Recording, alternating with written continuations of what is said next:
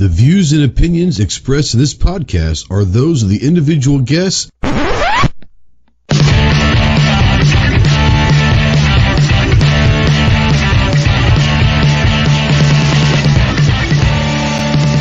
you're a sensitive snowflake that may get easily offended, then turn this off immediately. If you want to hear the real truth about the gun culture, then stick around. This is the Armed Citizen Podcast.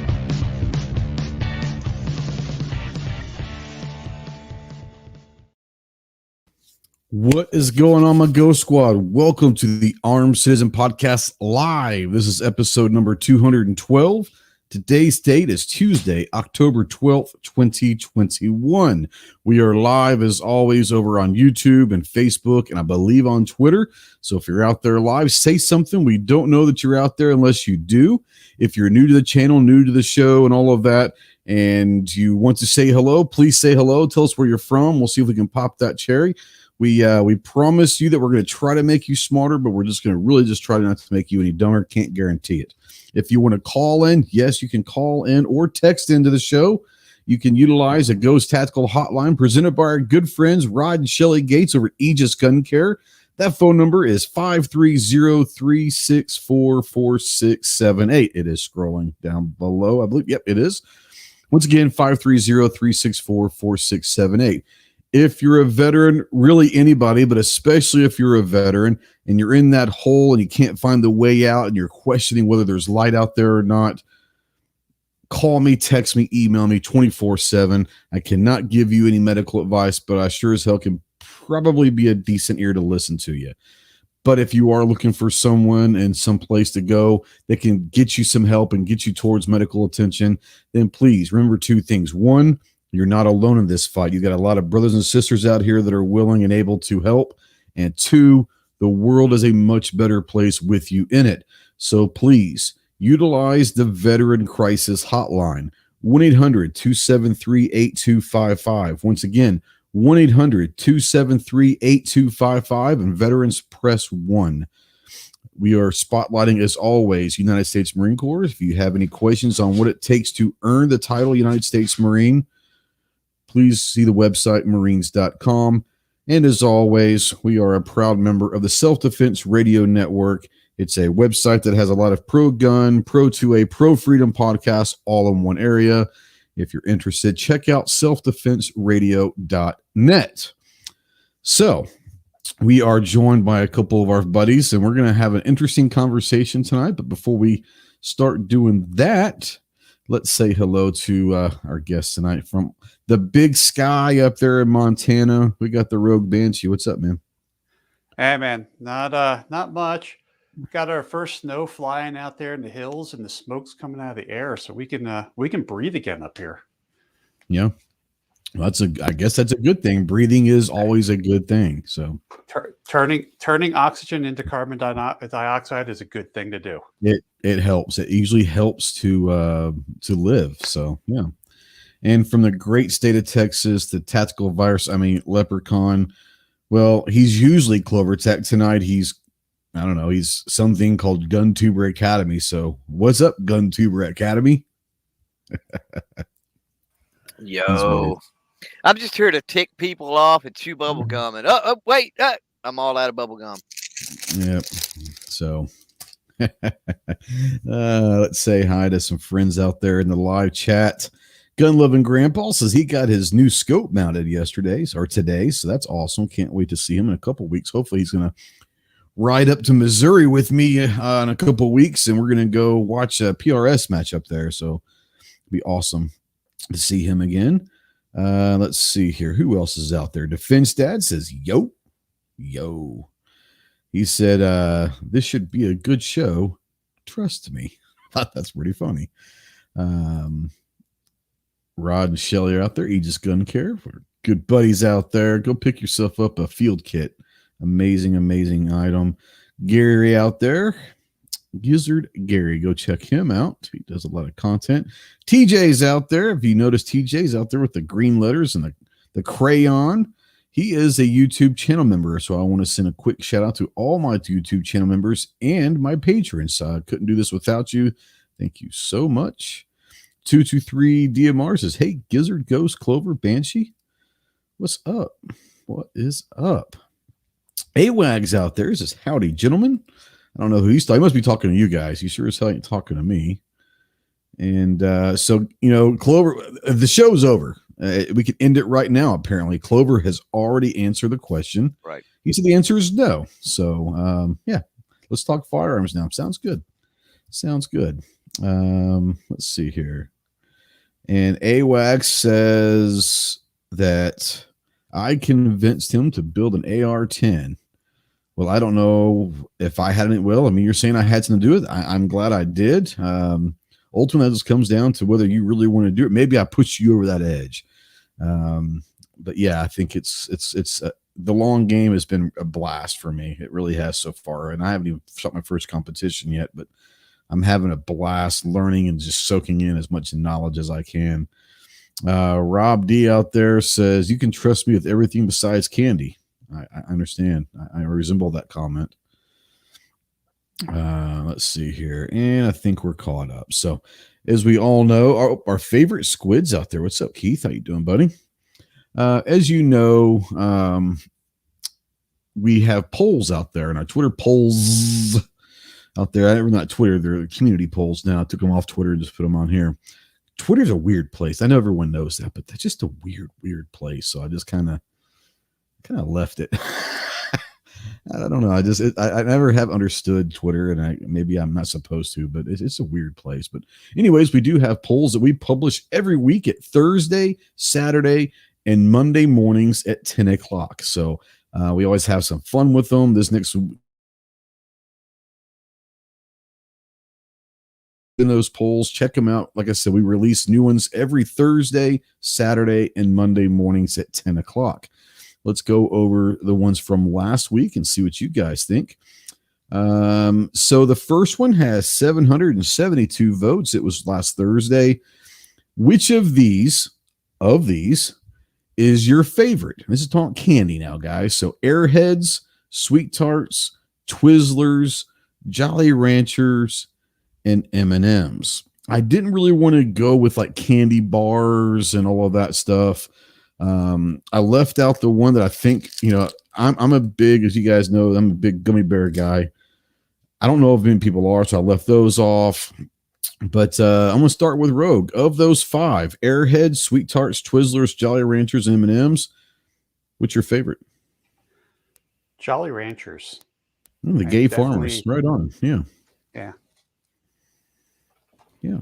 That's awesome. I like them. I can't eat them as much as I used to. I used to love them, but yeah, that's the thing. When I was a kid, I could eat like a bag of those things. Now, not so much. But what I like about Jolly Ranchers is that when I do speaking engagements for my day job, I get dry mouth while I talk. So I usually just pop a Jolly Rancher on, in between my cheek and gums, and just it kind of solves that problem for me. Plus, we tastes good. Sugar high too.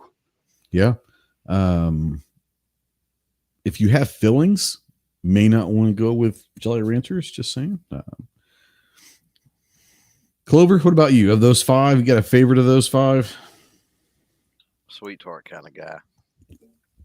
Yeah, I love Sweet Tarts. I especially have grown fond of the Sweet Tart ropes.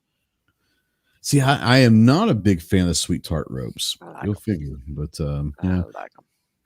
For me, I would say Sweet Tarts, and I would say maybe Twizzlers, but I don't really like to say Twizzlers themselves. Licorice, I might have put licorice because I'm not a huge Twizzler fan. I love Red Vines, and if you've ever had a Red Vine, then phenomenal. Got our homie, what's up, Mike from Ohio, from MK Outdoor Journal, formerly known as Budget Guns and Gear. What's up, Mike? How you doing, buddy? All right, man. Glad to see you guys. Thanks for the invite, man. Trey. Where the hell you been? Busy. Life. Life. Yep. Yeah. No, I get it. So we're doing our polls, and of these, Airheads, Sweet Tarts, Twizzlers, Jolly Ranchers, and M&Ms, what's your favorite? When I could eat them, M&Ms. Yeah. Oh yeah, M&Ms without any doubt. Now, do you like peanut or regular? Regular. Yeah. Yep. My wife loves the peanut M&Ms. I prefer the regular, but my wife loves My favorite, though, is I think most people know that. Well, that's obvious with your description of the whole, red vine Twizzler licorice thing, because that's kind of the consistency of a gummy bear, right? So it makes sense.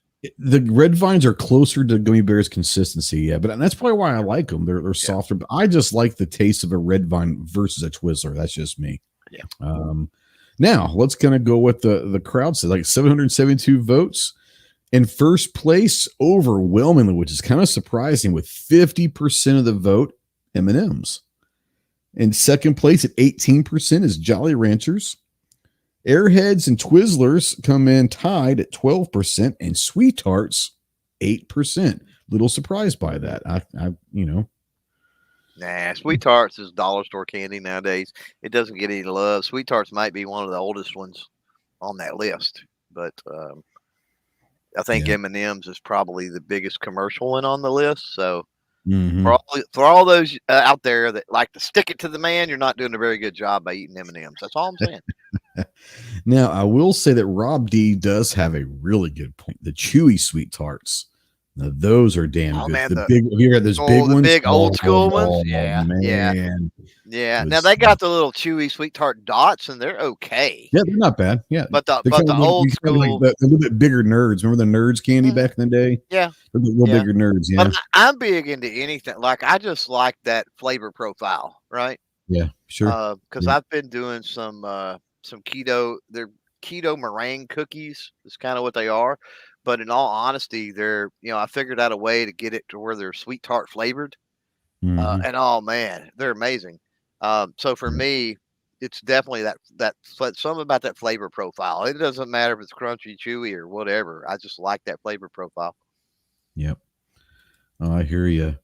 Our second poll, like I said, we put 3 polls on every week: Thursday, Saturday, and Monday mornings at 10 a.m. Our second one, let's have some fun with them, is 590 votes. And this is for the month of October. I went through and looked at some of the releases and all of that. What movie are you most looking forward to seeing this month? I'm not saying you have to watch them this month, but the ones that are going to be released this month. You have Venom, Let There Be Carnage, which might be the greatest title, Let There Be Carnage. Love that title. Venom, Let There Be Carnage, The Many Saints of Newark, the new James Bond, No Time to Die, which is going to be Daniel Craig's last James Bond movie. Halloween Kills comes out October 15th. And then the new Dune movie comes out later in the month. Mike, of those, do you have anyone that you are really looking forward to see? Well, I already saw Many Saints. What'd you think? I've heard mixed reviews. Don't waste your time. Yeah. Let me back up on that. If you want to go, oh man, that's so and so, or oh, that dude did a great Paulie, or man, he hit Syl to the T, go ahead and watch it. If you want an entertaining story, it kind of drags. Is it a true prequel to Sopranos, or is this just a thing they're trying to make money on? Yes. Okay, because I've heard both. That. It doesn't give a Tony Soprano origin story. Right, because I guess in this movie, Tony is not the main character. Tony is not the main character. Christopher Moltisanti's dad, Dick Moltisanti, is the main character. Okay. But of the ones that I haven't seen, I'm looking forward to seeing Dune. I hope they didn't woke it up too much. I'm sure they did, but we'll see. Yeah. Everything else is you. So you guys, never mind. That's a conversation for off air. We'll go with that.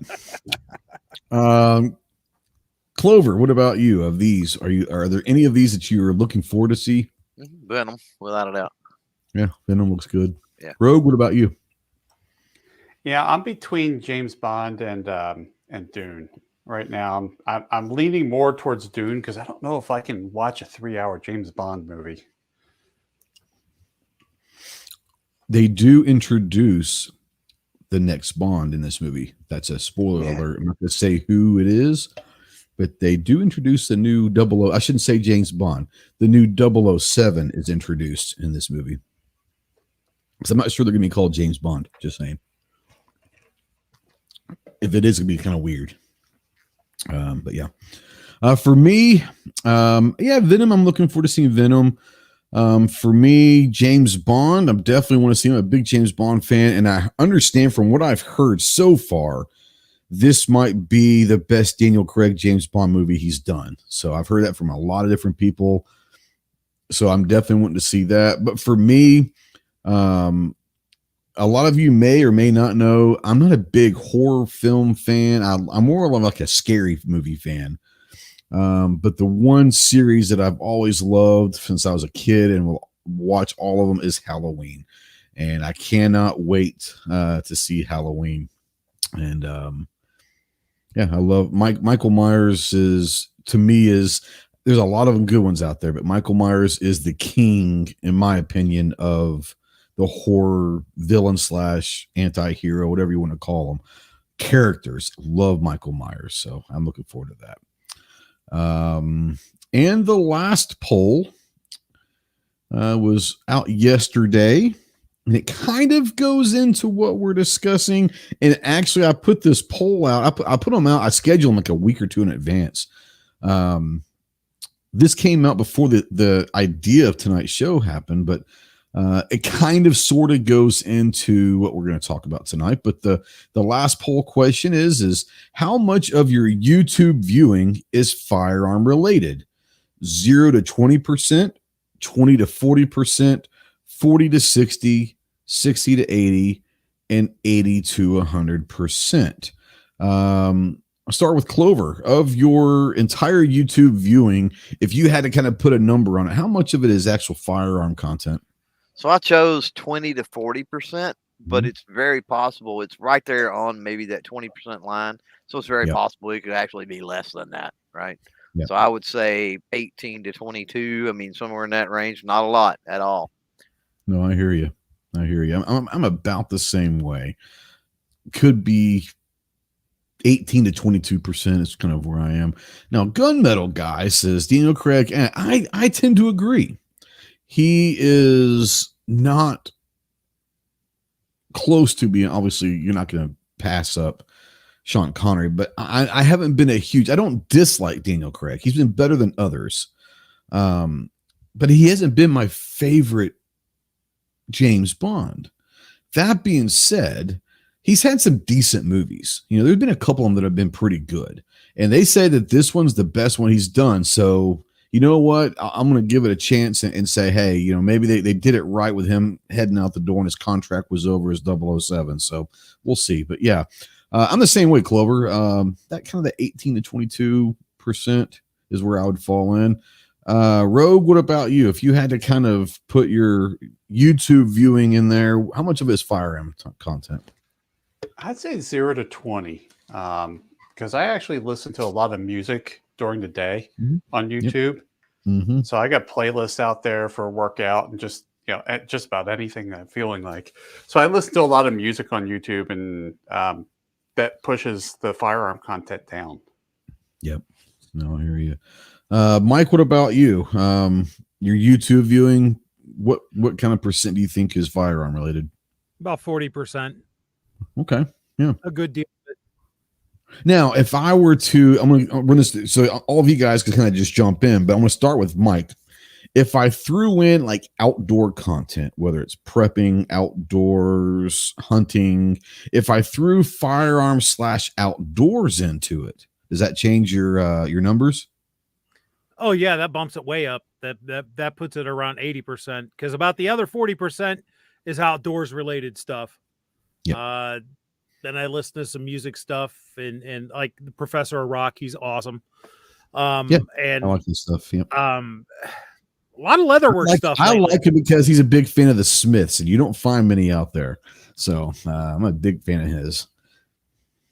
Yeah. Clove, Banshee, when you start adding other outdoor content, does that change your numbers at all? Nope. Yeah, mine goes way up at that point. I probably about around 50% at that point. Maybe a little over 50%. Okay. Yeah, for me, it doesn't change my numbers. I watch a lot of music. I listen to a lot of music stuff, comedy stuff, some sports stuff. But I would say the vast majority of my stuff on YouTube is military related. Most of that are podcasts. I love listening to military podcasts. And so my feed is very much music and military content of some sort. It was funny because Clover and I were talking on the phone yesterday. I'm going to go ahead and try it again. I want to go to the homepage on YouTube, and let's see here. 1, 2, 3, 4, 5. It took 5 lines to get my first firearm content related to pop up now. And it's an NRL video from 2019 about a match out there. But most of mine is military, some music. I've got a Billy Bean versus Grady Fuson Moneyball clip, I guess. I like Moneyball. But a lot of stuff is podcasts and military stuff and music. That's the vast majority of my stuff. So we were comparing when the other day like that. So I just pulled mine up, and I don't know if it's because of the show. I don't know what the deal is, but like in the first 5 shelves, let's say on mine, I've got 3 firearm, and all 3 are you. Well, it's funny because when we were talking on the phone earlier, I didn't have any in like the first 4 or 5 shells except for one, and it was like the second one, and that was your video, your lawn chair pop from last night. So it was funny. It's like it knew we were on the phone or something. I don't know. The bromance is going strong. It's crazy, man. Yeah, that's what it is. So General Foe out there says, obviously you read the title, says, of course not. I don't even trust my neighbors. Well, I don't trust my neighbors either, but I really don't know my neighbors. I stay, my neighbors aren't really neighbors. They're way down. So, but yeah. Mine are family, so I certainly don't trust them. Exactly. Like I said, guys, the polls are fun. It kind of gives us a chance to break the ice out there, have a little fun. Like I said, we drop new polls every Thursday, Saturday, and Monday morning at 10 o'clock on the community tab of our YouTube channel. So have some fun voting in those. I probably, damn it. I didn't even go through what the results were, I don't think. So let me get back over there and find those results. Okay, so 849 votes. The one that was released yesterday. Leading the way is 30%, and that says 30% of the vote is 60 to 80% of the viewing content is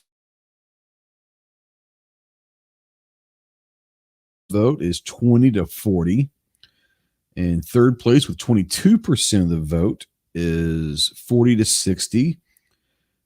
And fourth place with 15% of the vote is 0 to 20. And coming in last with 10% of the vote is 80 to 100, which I kind of figured 80 to 100 was definitely probably going to come in last, because that's just a lot of content that's firearm related. And we all love guns, but guns are not my life. It's not something that Kent Nelson, for those of you who don't know, is the gun snob. He's over on the Facebook side being a loner. Says, this is lonely over here. I'm headed to YouTube. So he also has a link if he wants to join in. Check your email, dude. Elster's out there. How's it going? Hey, can I ask you a question? Yeah, man. Of that YouTube time, how much a day do you spend watching YouTube? Oh, shit. I mean, honestly, well, that's an interesting question. Actually watching an hour a day, maybe. Yeah, same here. Now, I was just throughout the day, I'm on YouTube a lot because I'm listening to podcasts. Yeah. So, I mean, the YouTube side is on quite a bit, but I'm most of the time, if I'm on, I'm listening to podcasts in the background while I'm doing something else. So technically I'm really not watching YouTube. I'm just listening to the podcast, but, actually sitting there focused on YouTube, I would say maybe an hour a day, maybe closer to half an hour. Same here. I was just kind of wondering what that looked like because I have it on maybe about an hour unless I'm doing something and I've got it on in the background. Whole different issue. Yeah, absolutely. Yeah. Okay. Clove, Rogue, let's go those. Clove, Rogue, what about you? How many hours a day? How long do you think you're on actually YouTube? Like dedicated to YouTube? I go way longer than that. I go longer than I should for sure. Yeah. Because I too have stuff on in the background, like during the day when I'm editing or I'm, writing. Well, I'm not talking about that kind of stuff because you're really not. But as far as dedicated, well, here's my point. Yeah. We discussed this on the phone. YouTube is exceptional with their algorithms and putting shit in front of you, right? So the thing is, like at night, I will be like at the kitchen table and I screwed up. And at the Dollar Tree, I bought one of the little stands you put your phone on. And I swear to you, I'll go down rabbit holes, right? Because I'll watch something and then it immediately, right after it's giving me something that's like, oh my God, I got to watch this. And it's, oh my God, I got to watch this. And it's, oh my God. And the next thing you know, I spent 2 hours staying up watching freaking YouTube. So it's way more than normally I would probably agree with you guys an hour or two. But I got to stop and consider that and go, ruling that out. Yeah. Okay. Maybe an hour. Yeah. But quite often. Go ahead. No, I was just going to say quite often they're good at sending you down a rabbit hole and they're successful at it. So quite often. Yeah. I have been down many times that 3 or 4 hour rabbit hole where I look at my phone, it's 2:30 in the morning. Like, holy hell, but just on a normal, if I don't get stuck in a rabbit hole, I would say maybe an hour. Now go up here. Stop. Says he listens to a lot of stuff he doesn't need to watch while he's driving long distance. I'm the same way. He also said that he spent a better part of an hour listening to a documentary on Hank Williams. I mean, like I said, I listen to YouTube probably a lot more than I actually watch YouTube. Unknown user said, and I think this is where a lot of people, especially in the last year and a half, have come into play. Cancel my cable television service because I never watched it. I watch YouTube 90% streaming. Yeah, we cut off our satellite service back in like 2018 and haven't looked back, and it's been nice. Like we have streaming services and all that. But yeah, I don't regret cutting the cord for sure at all. Do you guys still have cable / satellite? Yeah. Mike, Rogue, Clover, anyone? No. Yeah, we do. Yep. I do. It's my wife's window to the world, No, I hear you. That's exactly the same reason for us. Yeah, I hear you. All right. Fun. Like I said, new polls every Thursday, Saturday, Monday morning at 10 a.m. So go check those out.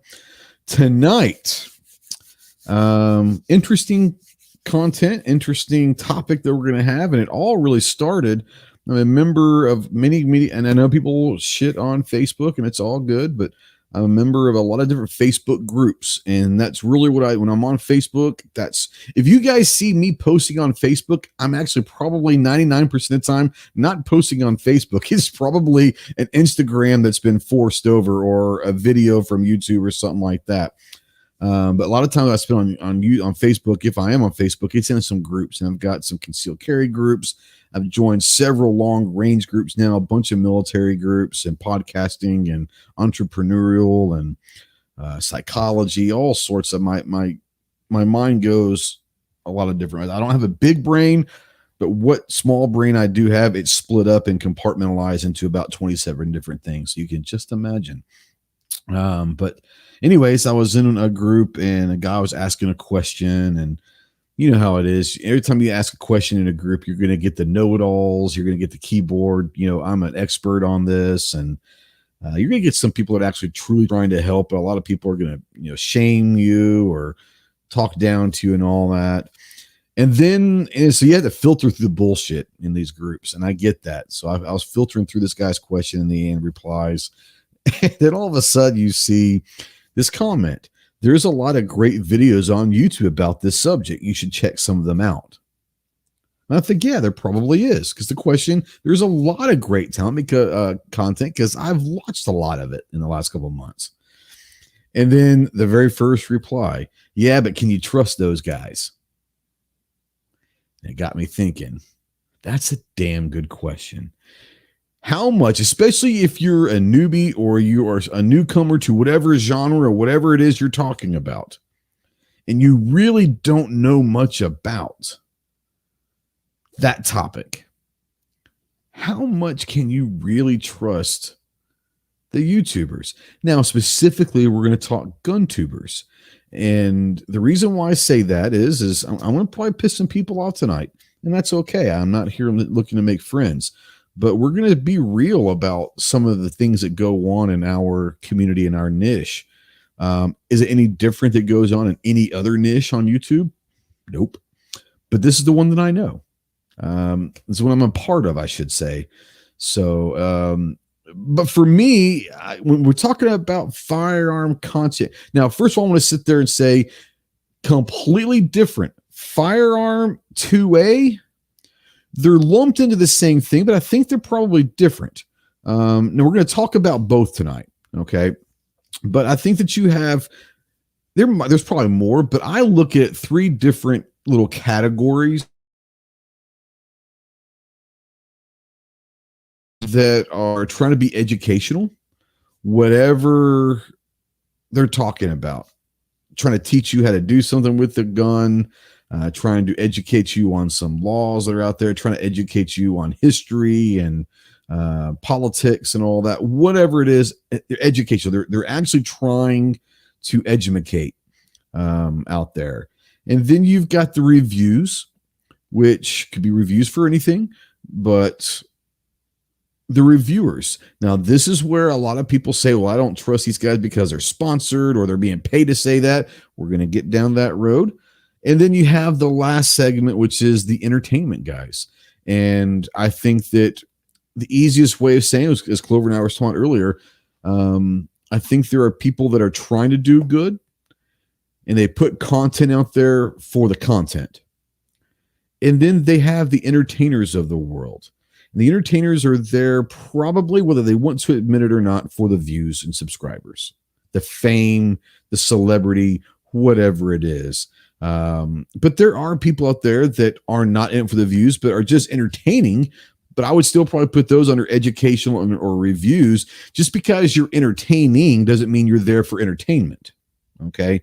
So those are the ones that I put in there. I'm going to bring in Rogue first and say, when you're talking about the firearm content, do you break them down into little categories, or, how do you think of GunTubers when you start thinking of the types of content we put out there? It's funny because until you said that, I didn't really even think about it. I kind of just lump everybody in together. To me, it's just gun content, whether it's sure. Entertainment. I mean, every once in a while, I'll admit I like seeing something blow up. It's kind of cool, but that's absolutely not what I go after. But yeah, I really didn't even think about it until tonight. That for me, the content that naturally draws me in is reviews. I like seeing what other people are doing on reviews and what they think about products, because I'll when I put out a review video, a couple of months later, I'll see what somebody else did on that just to see what their thoughts were. Right. I get it. Gunwells, there's a lot of high school cliques. Unfortunately, got to keep it real. There's a lot of that for sure. I think there are a lot of people that would say that the gun channels crew, the guys kind of grew up in gun channels, is a clique. But I think that most people, well, if you want to, but I know I certainly do, and Mike and Clover and Rogue, we're able to get into several different groups and all that. So I'm not just kind of that one clique. But yeah, I get that what you're saying. Mike, what about you? When it comes to we're going to talk about categorizing the GunTubers niche. What categories would you think there are, if there is any?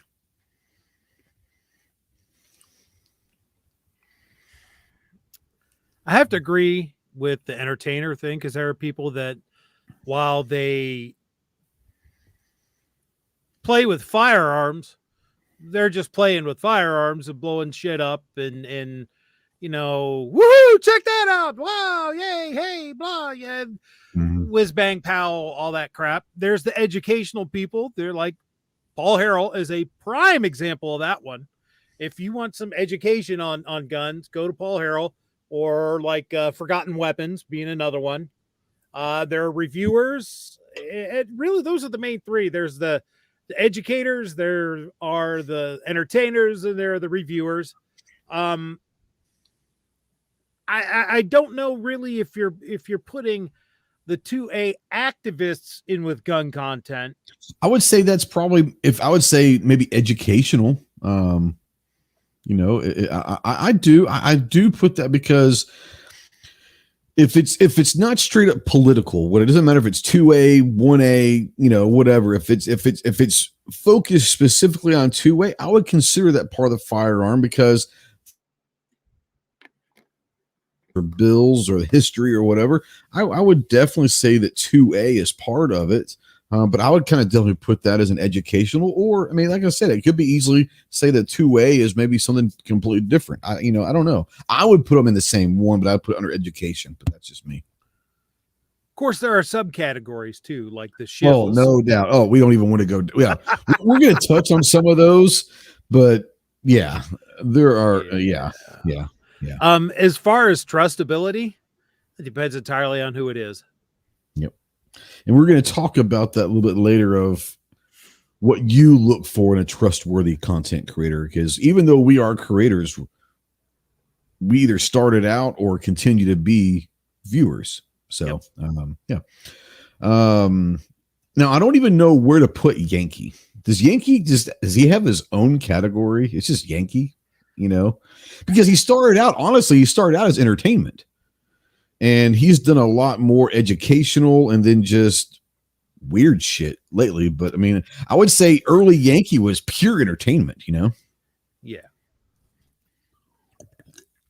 Clover, I'm going to come to you and say, so guys, I'll be back in about half an hour, because I'm assuming that once Clover gets going on this subject, he ain't going to relinquish the microphone. So grab them while they're hot. Clover will bring you in and say, starting out, do you categorize content creators in our market, in our niche, or do you look at all of them as just GunTubers? I categorize. Yeah, I absolutely categorize. But me, I mean, I'm real nerdy into the platform and the creator realm, and you're dealing with niches, you're dealing with sub niches, you're dealing with macro niches, and when you get into the creator mindset, that's just the way I see, right? Because that's my level of expertise, education, training, whatever you want to call it, when it comes to like creators and stuff. So most people aren't aware. They don't look at it from that perspective. And so I understand the 30,000 foot view. And that's why GunTuber Academy is GunTuber Academy, not GunTuber 2A review blow stuff up Academy, right? Yes, I get the view. And so I'll use that term generally to describe anybody that's doing anything 2A, anything firearm related, just about at all, right? But then when pressed and talking about specific channels, that's when I'll start narrowing things down, and I'm assuming you're going to get into that a little later on. So unknown user says, by the way, Yankee mentioned both you and Clover in his latest video. Man, I can't remember the last time I watched a Yankee video. Not that I dislike him, but I'm sure he's making fun of my small hands, or us being short, or there's no telling. But I guess we'll go check that out. It is what it is. Great question. I'm a little scared, honestly, because we've had some interesting conversations over the last few years, and I'm sure I know you've had interesting conversations with them as well. So yeah, that could be interesting. Gunmetal. Is it a favorable term? Rogan, I'm going to start with you. The word influencer, what do you think about it? And is it a favorable term? I'm actually a little middle of the road with that, because, when I think influencer, I think it initially has a negative connotation to it because of the whole influence, but, I also think that there are influencers that do a good job. I know we're going to talk about a little later about whether we trust people, but it comes to me as when I see influencer, I see the person's work, I decide whether that person is trustworthy or not necessarily the word itself. Yeah, sure. No, I get it.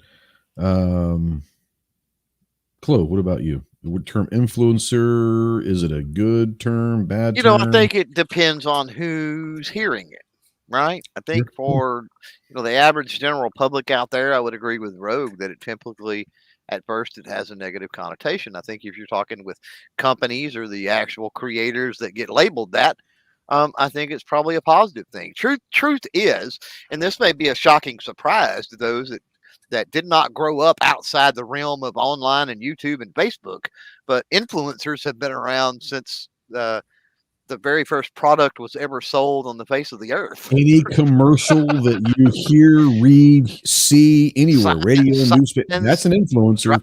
Driving the wagon around town, extra, read all about it, right? That's so you're talking about the sponsorship thing. You're talking about getting, and even before sponsorship, that's kind of a whole other thing.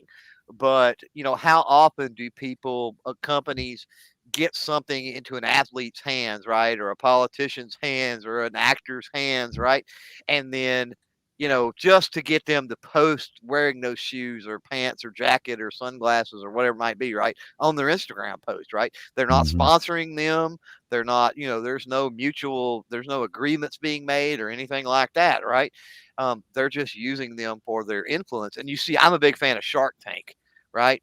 And so that's one of the big things with the sharks, that when the people are pitching their businesses and their ideas, they're like, hey, look, they're multi-millionaires, right? The sharks are, and they talk about their influence, right? So in and of itself, no, it's not a bad thing. But I think with the rise of online media, and with some of the it's not the influencing that's the problem, right? It's and it's not the reason that influencer, not influencing, but influencer has gotten a bad rap is the way that some creators do the influencing, right? Yeah. And I think that's what's brought the connotation on. So I think it's specific to certain, shady, trashy, borderline, whatever you want to call it, things that those influencers do that kind of, one bad apple spoils the bunch type scenario.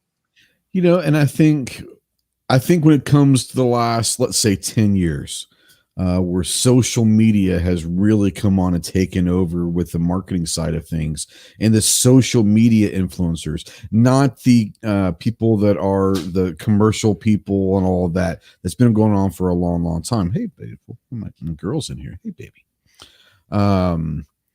But social media influencers, honestly, I think that term was probably created by social media influencers when they were trying to give themselves clout to the marketing managers and advertising people for different brands. I'm an influencer. I influence people's decision. You want to work with me. So I think that maybe one of the reasons why because people started calling themselves influencers. It wasn't like marketers and advertisers and companies say, hey, we want to get these influencers. No, the term was used by people that were looking to get that notoriety and all that. Now, before I go, I want to let Mike come in and ask you the same question. Influencers, good, bad, and different to that term? I'm indifferent to the term. I accept the fact that whether I like it or not, I am an influencer. And I say that because I have, as a result of my work, my videos, people have bought stuff. They've made decisions based upon information that I've put out. Therefore, I influenced their decision making. If you've gotten a comment said, hey man, thanks for your help, I decided to buy this product because of your video, or, which I've also gotten, I've decided not to buy this product because of your video. Guess what, sport? You're an influencer. Now, are you the stereotypical social media influencer attention whore type? which is what I think gives people a bad taste in their mouth about it, well, that's up to you. I have to agree with Clover. It's going to depend very much on how the individual creator approaches it. But if you've helped somebody come to a decision on purchasing a product or not purchasing a product, you're an influencer, fella. Embrace it. Yep. No, I hear you. Defense Dad says some of these influencers become so self-involved that they think they're entitled to things from everyone. That's the dark, ugly underbelly side of the term influencer. I will never call myself an influencer. I think it's just weird. But I do agree that over the last 4 years, I have received either comments or emails or whatever, numerous, like countless at this point. Hey, thanks for helping me make that decision. You know, I got this because of this, and you were right, or man, you were completely wrong. I'm never going to listen to you again. That's cool because I influenced you not to watch my shit anymore. So but no, I do think that is a part of it. Now, here's where we get into the issue in the topic tonight is whether you call them influencers, GunTubers, whatever you want to call them or label them, can you trust them? And I want to start with Clover because we had a long discussion today on this topic, and he really kind of brought up some great points and all of that. And I've got a lot of stuff listed, but I know there are certain particular points that he wants to discuss. So I'm going to let you go out and kind of start talking about the first idea about trust and all of that we can add on to. But I want to give you the floor to bring up the first topic. Well, I mean, I put I don't know if you're referencing the shorts video I threw up over on the GunTuber Academy channel, but first of all, he said I stole the idea. I didn't see his short. I don't watch his shit. Well, and it was a YouTube short. But no, I threw that shorts up because it was just a thought experiment. It was a thought exercise, sure. right? Absolutely. And so the premise of that is just throwing it out there for those that are creators. So like all creators are viewers, but not all viewers are creators, right? And that's one thing that you have to get a grasp on, first of all. So then as a creator, do you create content to educate, inform, and entertain? Or do you create content for views? And then as a viewer, do you know the difference? Mm-hmm. And the sad truth is most viewers don't know the difference. And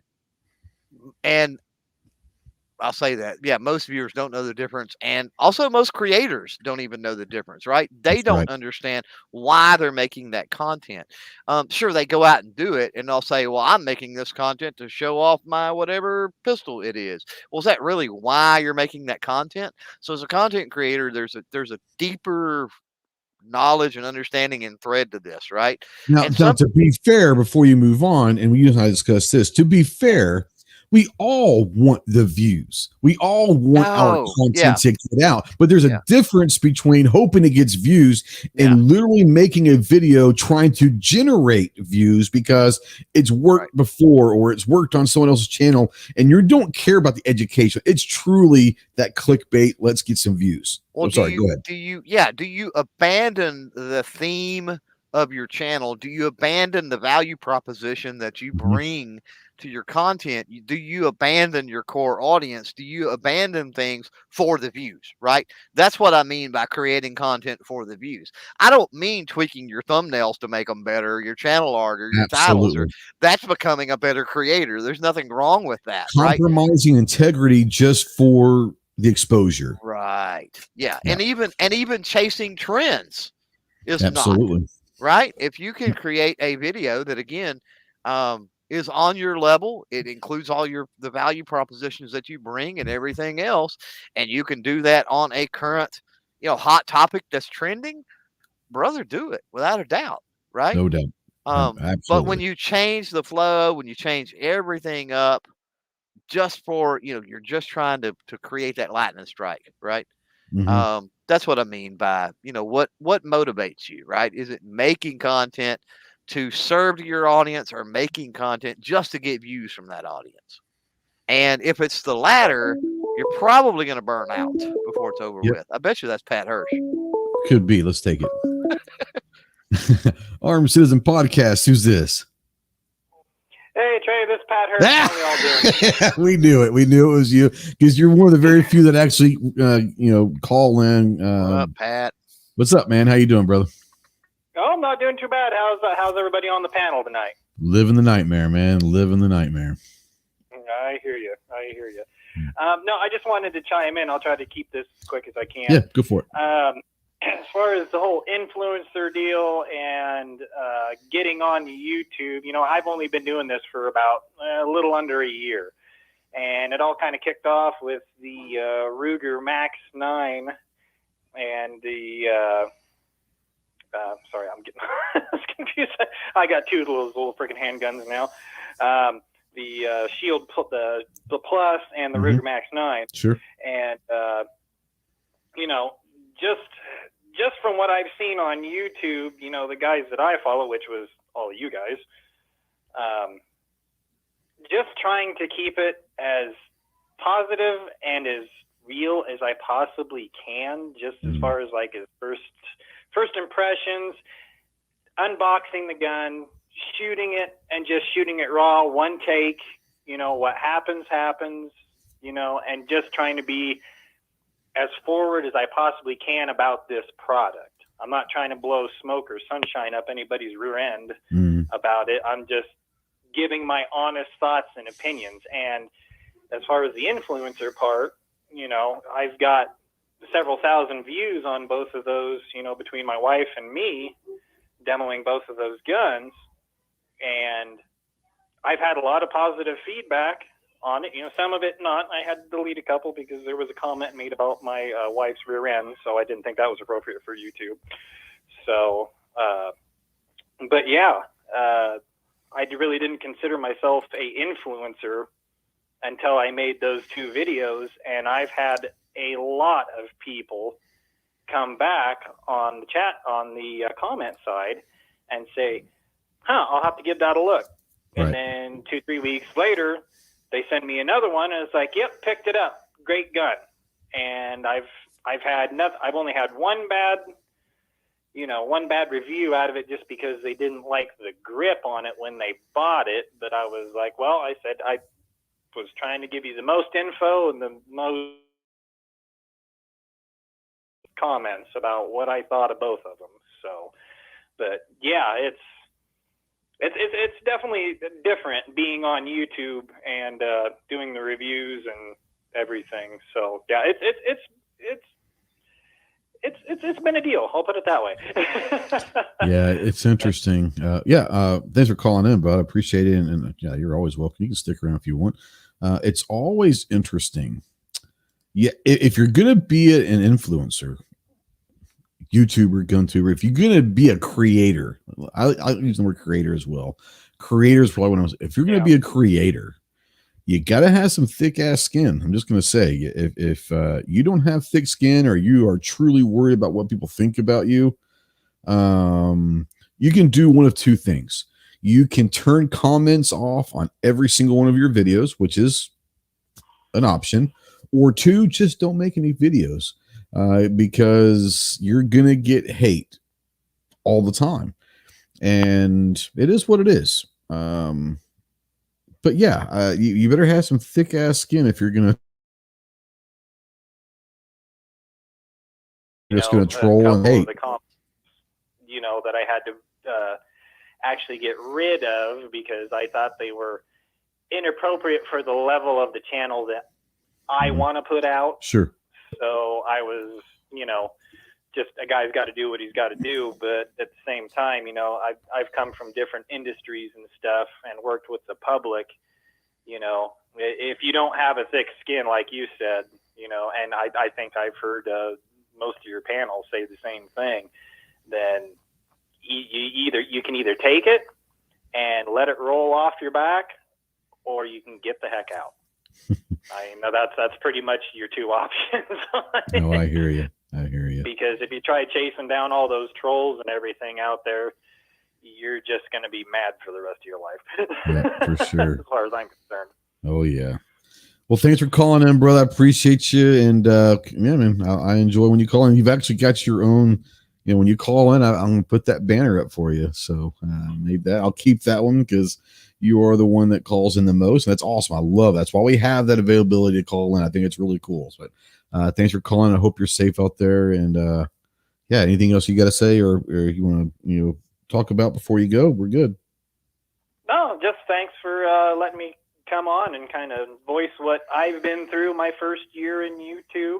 Yep, for sure. Putting out reviews and stuff, and just and I've got some silly stuff on there with the kids and stuff too that I think that's just kind of snapshot, just off the cuff, here it is, So and for the most part, it's been positive. So I can't complain.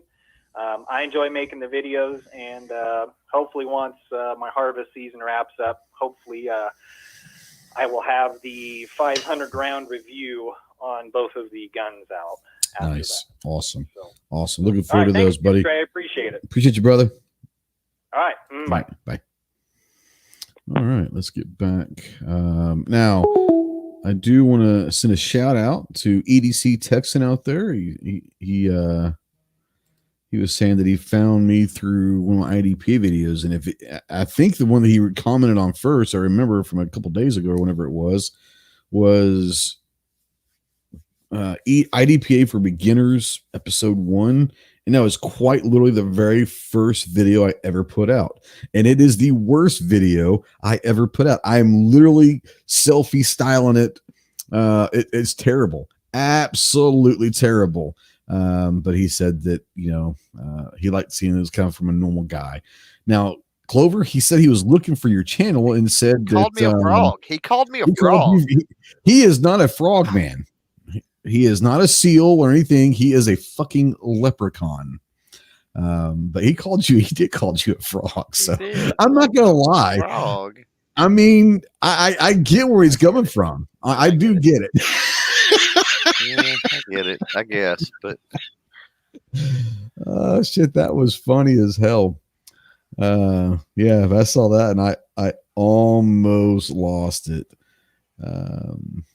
Yeah. Now,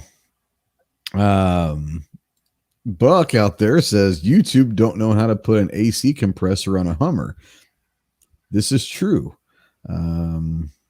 He did that shit all without YouTube. Yeah, I think that he does that.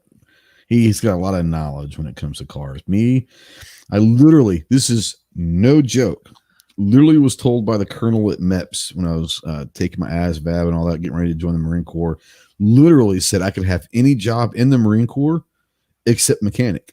They did not want me as a mechanic. Okay, got another phone call. So let's take this real quick. Armed Citizen Podcast. Who's this? What are you doing? Who's this?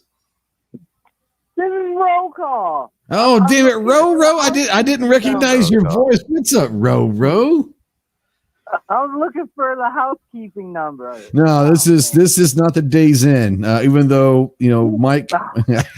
This is more like the Super 8 in St. Clair. Oh, don't do that. Oh, God, I hope not. Hey, this is my first time calling in the show. I just want to say, you know what? I've learned a lot over the years from you guys. By the way, he's hammered shit right now. He is fucking hammered. And I appreciate what you guys do. I might be a little edgy from time to time, but yeah, you fall in line pretty quick. I tell you what, guys, if you want to be entertained, educated, all in the same boat, Wednesday nights, and there's no time, so you can't sit there and say, hey, it's at 9 Central or whatever. It's whenever he's good lubed up and whenever he's ready to go. Roll Call 219 rants and raves.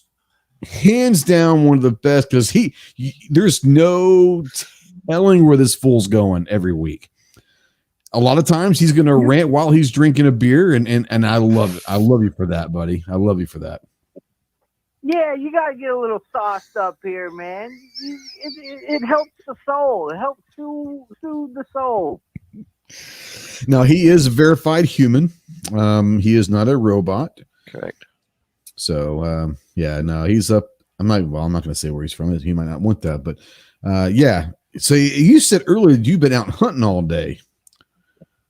Yeah, I went hunting, man. I got busted by about 4 does, ruined my day. Yeah.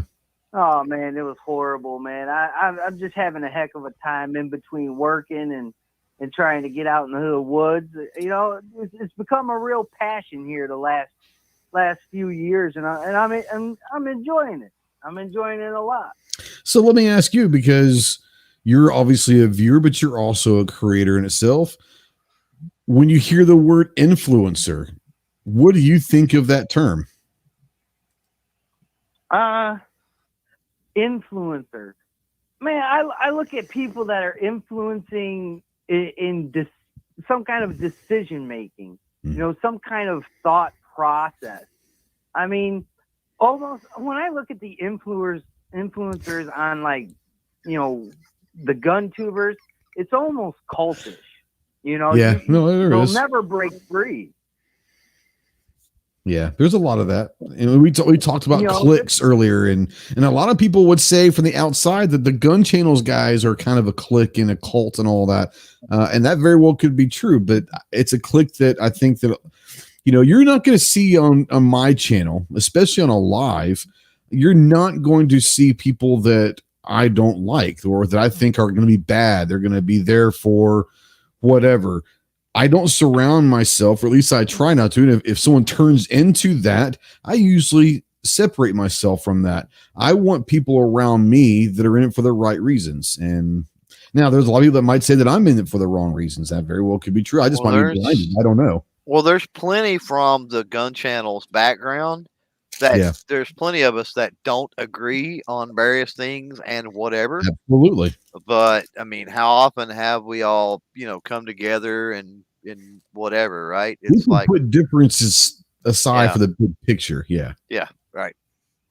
No doubt. That's how I see it. I think what separates the people that hung out in the gun channels group is we will never agree on some things, but in the end, we want the same result. And it doesn't matter how we get there or what it takes. We all want the same results. And I think that's what kind of stands out with the group of guys, especially everybody that meets down in Tulsa. Yeah. You know, those are some these guys don't know, man. And all the viewers out there, you guys don't know. When you go down there, for some people, yeah, you can make some content, but the main thing is the camaraderie, the joke. I don't know how many times we stand out in front of hotels and we joke with each other. Freezing our asses off because we have to go smoke, and it's cool because I smoke. So, yeah. Right. Having people falling out of windows and almost killing us. Remember that? I mean, it's just a great time. It's a great part of, you know, what makes us gun owners is, you know, we can relate to certain things, we can disagree with certain things, but in the end, we all want to see the great things happen that comes around with gun rights, man. The influencing part of it, hey, man, you doing YouTube is free, and I'm not gonna lie, but if you want to go to shows, if you want swag, if somebody wants to throw a sticker on a cooler, that stuff isn't cheap. I mean, you could go out and get like somebody to make a bunch of stickers for $1, but where's the quality? That stuff costs money, and generating revenue is something I'm down with, and I think a lot of people have to get over that. And influencing people, you're gonna have to influence them to drop you $1, man. And with that comes content. Comes that creator aspect. I mean, I make the most cringiest videos on the internet, and I am proud of it. I'm so proud of it. And when you guys make a cringy video, I will get on there and I will definitely give you hell, because that's my job to do it. No, I understand. Now, 2 Live Moo out there says roll call is under the influencer. Now, I will say this: if you want to just laugh, like uncontrollably, like piss your pants, cry, and laugh. It's going to be back in April. I want to think it was back in April. It's over on MK Outdoor Journal's channel. And it was a live heading back from Tulsa back to where they live. And they ran into, they tried to stop at this hotel, the Super 8 up there. And the live stream that happened after that is quite literally had me and my wife. My wife doesn't know any because she doesn't do anything with the guns. She doesn't go to any of the public stuff. Had us crying, laughing, and we were laughing because of how Roll Call could not stop laughing. It was just hilarious. It was an hour of just pure laughter. I will say this about you, Roll Call. You are edgy, and I love you for that. More importantly, I really love the fact that you don't take things quite as seriously as others, and I like that too. That's a nice kind of, as Clue likes to say, a palate cleanser from all the other bullshit that's out there. More importantly, there may not be anyone as real as you, and that's a good thing. Don't ever change. We all love you, especially if anyone's ever met Ro. He's not a small dude, but he's a little teddy bear. He's a little teddy bear with a loud fucking mouth, and I love you for that. You guys have anything you want to say to Roll Call? Hey, if anybody wants to get the backstory that Ghost was talking about, I dropped the link on the chat. Perfect. I just want to say, I love Roll Call. Yes, you do, and you make that known every week. I do. You do. He was the best road trip partner ever. I would imagine that Roll Call probably has to be the greatest shotgun rider ever. Like, honestly. Oh, yeah. Never a dull moment, man. Out of here. He's out of here. He probably can't handle it. He must not like Roll Call, so it's all good.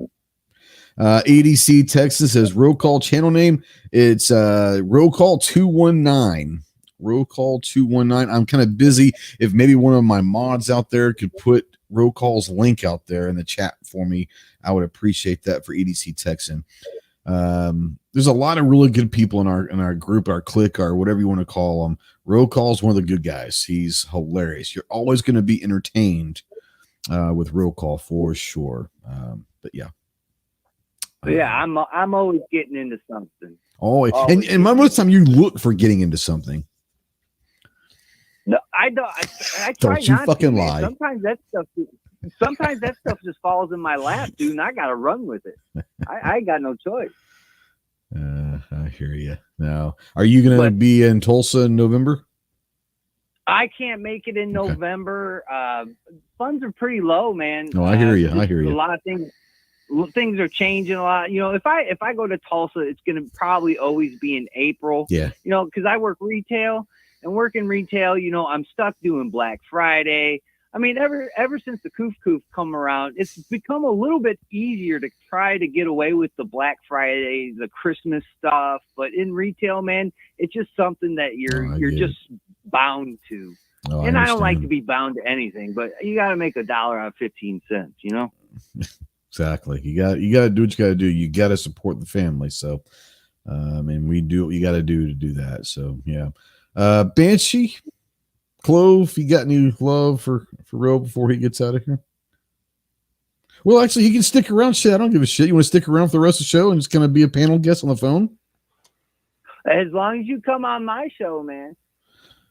If I'm awake, I don't have a problem. You know I love hanging out with you. Now, Ro with Night Strike, just kidding. No, I'm just kidding. So gunmetal guy out there. Apparently, he wants to know what happens in Tulsa. Apparently, he's been in a coma for like 5 years. I don't understand. Or at least under a rock. Yeah. And I love him, but it's like, holy crap! Are you serious? The largest gun show in the world happens twice a year in Tulsa. That we've been covering for the last 5 years or something. It's like, dude, every April, every November. Just Google Tulsa. Yeah, just Google Wanamaker Tulsa Gun Show, and it'll get you to the website. It'll give you the dates and all that. 11 acres of a gun show under one roof. 11 acres under one roof. Yep. Bucket list, and we go I go at least once a year. I've gone twice, but I'll go twice this year, but try to go once. Clover goes every single one. Budget. I know you were at the last one. Was that your first one? Yeah, that was my first one. Okay. Now, Ro, that was your second one, I believe, if I'm not mistaken. I think that was my third one. Was it your third? Okay, I got it. That was my third one.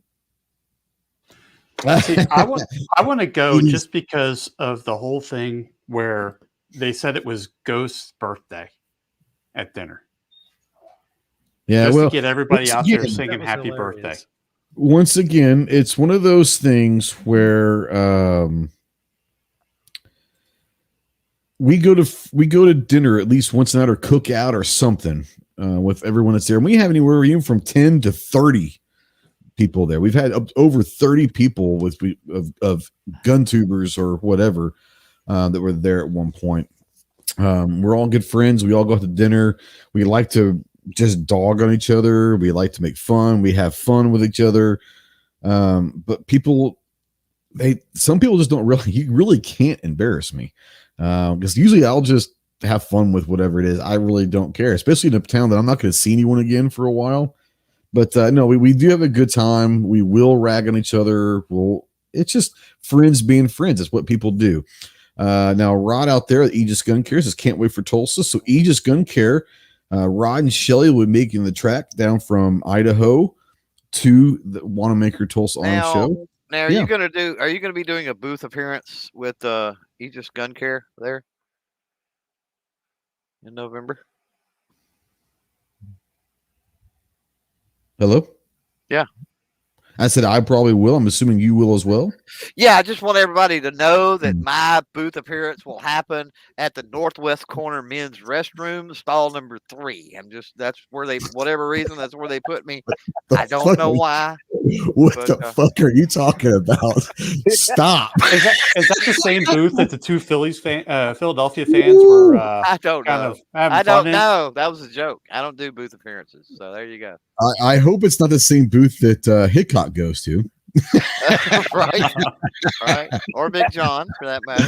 I heard they use the same one. So G23 says $20 is $20. Hey, I don't judge. I don't judge. No, I'll give you this tip. Talking about the restrooms at the largest gun show in the world, there is a line because there's that many people in that few restrooms. Yes, 20,000 people a day. They quite often run out of toilet paper. There's that many people using the restroom. So if you got to drop a deuce, you might want to find another place to do that. I'm just saying. or bring your own. Bring your own toilet paper. I keep some in my bag, and I'll let a couple squares go. Now Rod says that's cool because they're going to be in stall number 4. That's what booth they're in is stall 4. There we go. Well, that works. And Buck says that's enough for a Philly cheesesteak. Now, until you go to Wanamaker, one of my traditions is every day I must get a Philly. They have a Philly cheesesteak there, and it's unreal. I will have one this time. I will have one. Yeah, Defense Dad, too many smart-ass comment possibilities. His brain hurts right now. Right. Luckily, I'm not very smart, so my brain very rarely hurts. So the Philly cheesesteak, yeah, that's got to happen this time for me. I've avoided it, and I'm not going to anymore. And then we've also got, don't forget, we've got the Krispy Kreme in a Wendy's Frosty. In a Wendy's Frosty challenge, yes. I don't know how we didn't do it in April. Yeah, we got busy with stuff. Yeah, so. I know, man. Yeah. Don't forget about chicken on a stick. You got to get chicken on a stick too. Chicken on a stick. Did they have chicken waffles there? I didn't see it this past go. Okay. Around. I know they used to, but they might not have had on this past one. But yeah, it is. Anyways, let's kind of get back on topic a little bit. I don't even know where we ended up. See what happens when roll call comes on. He just fucking screws it all up. Yep. I ruin everything. No. I'm not saying you ruin it. You make it better, but it's very entertaining. I just want to get back because there are a couple of things that I do want to talk about, and I know, and I think where Clover ended up was the difference between viewers and creators. Were you done talking about that? Because I know roll call kind of came in. I think so. Okay. Well, that and we kind of were that was a premise, but we were also talking about the why. Why are you creating the content? Is it strictly reviews or this, that, and the other? And then the difference between because all creators are viewers, but not all viewers are creators. So yeah, there you go. Texan wants to know what a super chat is. A super chat, which we don't ask for and all that. Super chat is a donation. Viewers will say, "Hey, I enjoy what you're doing." Some will give $5. Some give, enormous, stupid amount of money, but it's more like a tip saying, "Hey, I'm enjoying what I'm watching here. I'm enjoying the live stream. If you want to donate and help out the cause." All of my super chats, I don't keep them. They go towards sending care packages over to our troops downrange. So, but a super chat, if you're new to this, is literally you say, "Hey, I appreciate what you're doing, and here's $20. Appreciate you," or whatever amount you want to do. You can do $1, you can go up to whatever, but that's what a super chat is. Is you just give them a tip saying, "Hey, thank you so much." It's refreshing to see somebody like Texas come in who's like not familiar with that's absolutely, you don't get that very often. That's kind of cool. No, and I love that because it is someone new that doesn't know us yet, and it kind of keeps you on your toes a little bit because as creators, we, especially doing lives, we get the same kind of crowd, the same people every week, which I love. But you kind of get comfortable with that. You kind of let your guard down, and every now and then, okay, so asshole, thanks, Mike. So Mike is a $2 super chat. This is a super chat. And Pat Hurst is right behind it. It's $10. Now, the cool thing about a super chat is you can put whatever you want to. It'll ask you for a comment, and I literally will read whatever you put out there. It makes no difference. That's your chance to get noticed. A lot of people use super chats as a way to ask the host questions. I'm not like that. None of the people on this panel are like that. Crowd unless it's through a super chat. Just saying. Thanks to Pat. Thanks to Mike. Appreciate you guys. Love you guys. And G23 has, in fact, put $50 down for the troops. That's awesome. Appreciate you. Rob says, "I enjoy the chat show and seeing that badass display." So this rifle right here is on a display made by New York Outcast. So great price, great quality wood display for ARs. They get them for Glocks as well. Awesome. Pat says that's for the troops. Forgot to put in the text. Yeah, I appreciate you. All the super chats go towards sending care packages downrange. So I appreciate you. And it's pretty cool. It's nice to know. And we started about a year ago, honestly. It was about, Thanksgiving of last year is kind of when we started doing that. We were going to start trying to send some care packages to troops for Christmas. And then we just kept on doing it. So, you know what? We raised a lot of money with that. Let's just keep going. And it's nice to know because I remember being overseas and getting anything from someone really does uplift you and all of that. So, that's what we do. Okay. So talk about, let's go to Rogue and try to get back on track here. Briefly, Rogue, going to bring you in and talk about kind of what Clover is, viewer versus creator. Do you personally view YouTube channels or YouTube videos differently now as a creator than you did when you were just strictly a viewer, because you kind of know the back of the story and all that? Oh, totally. It's funny. You don't really understand how hard being a content creator is until you do it.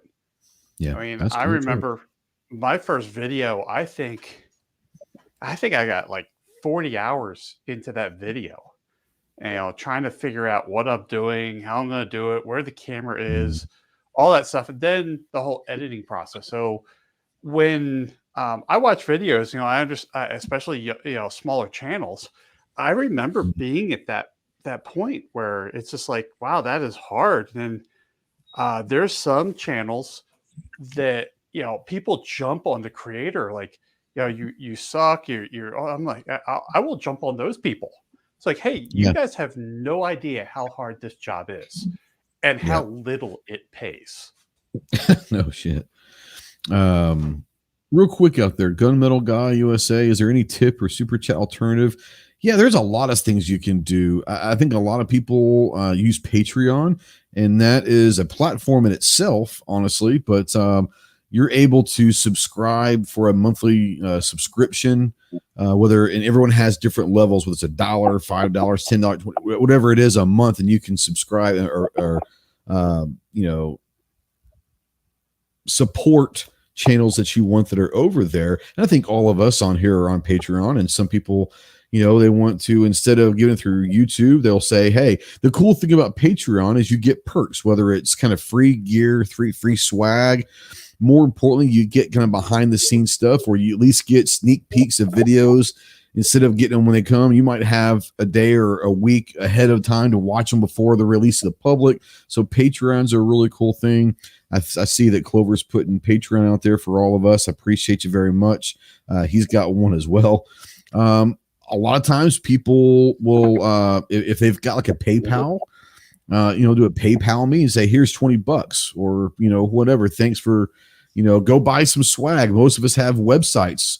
And we might have some swags or patches and, challenge coins, stickers and all that. All of that supports right there.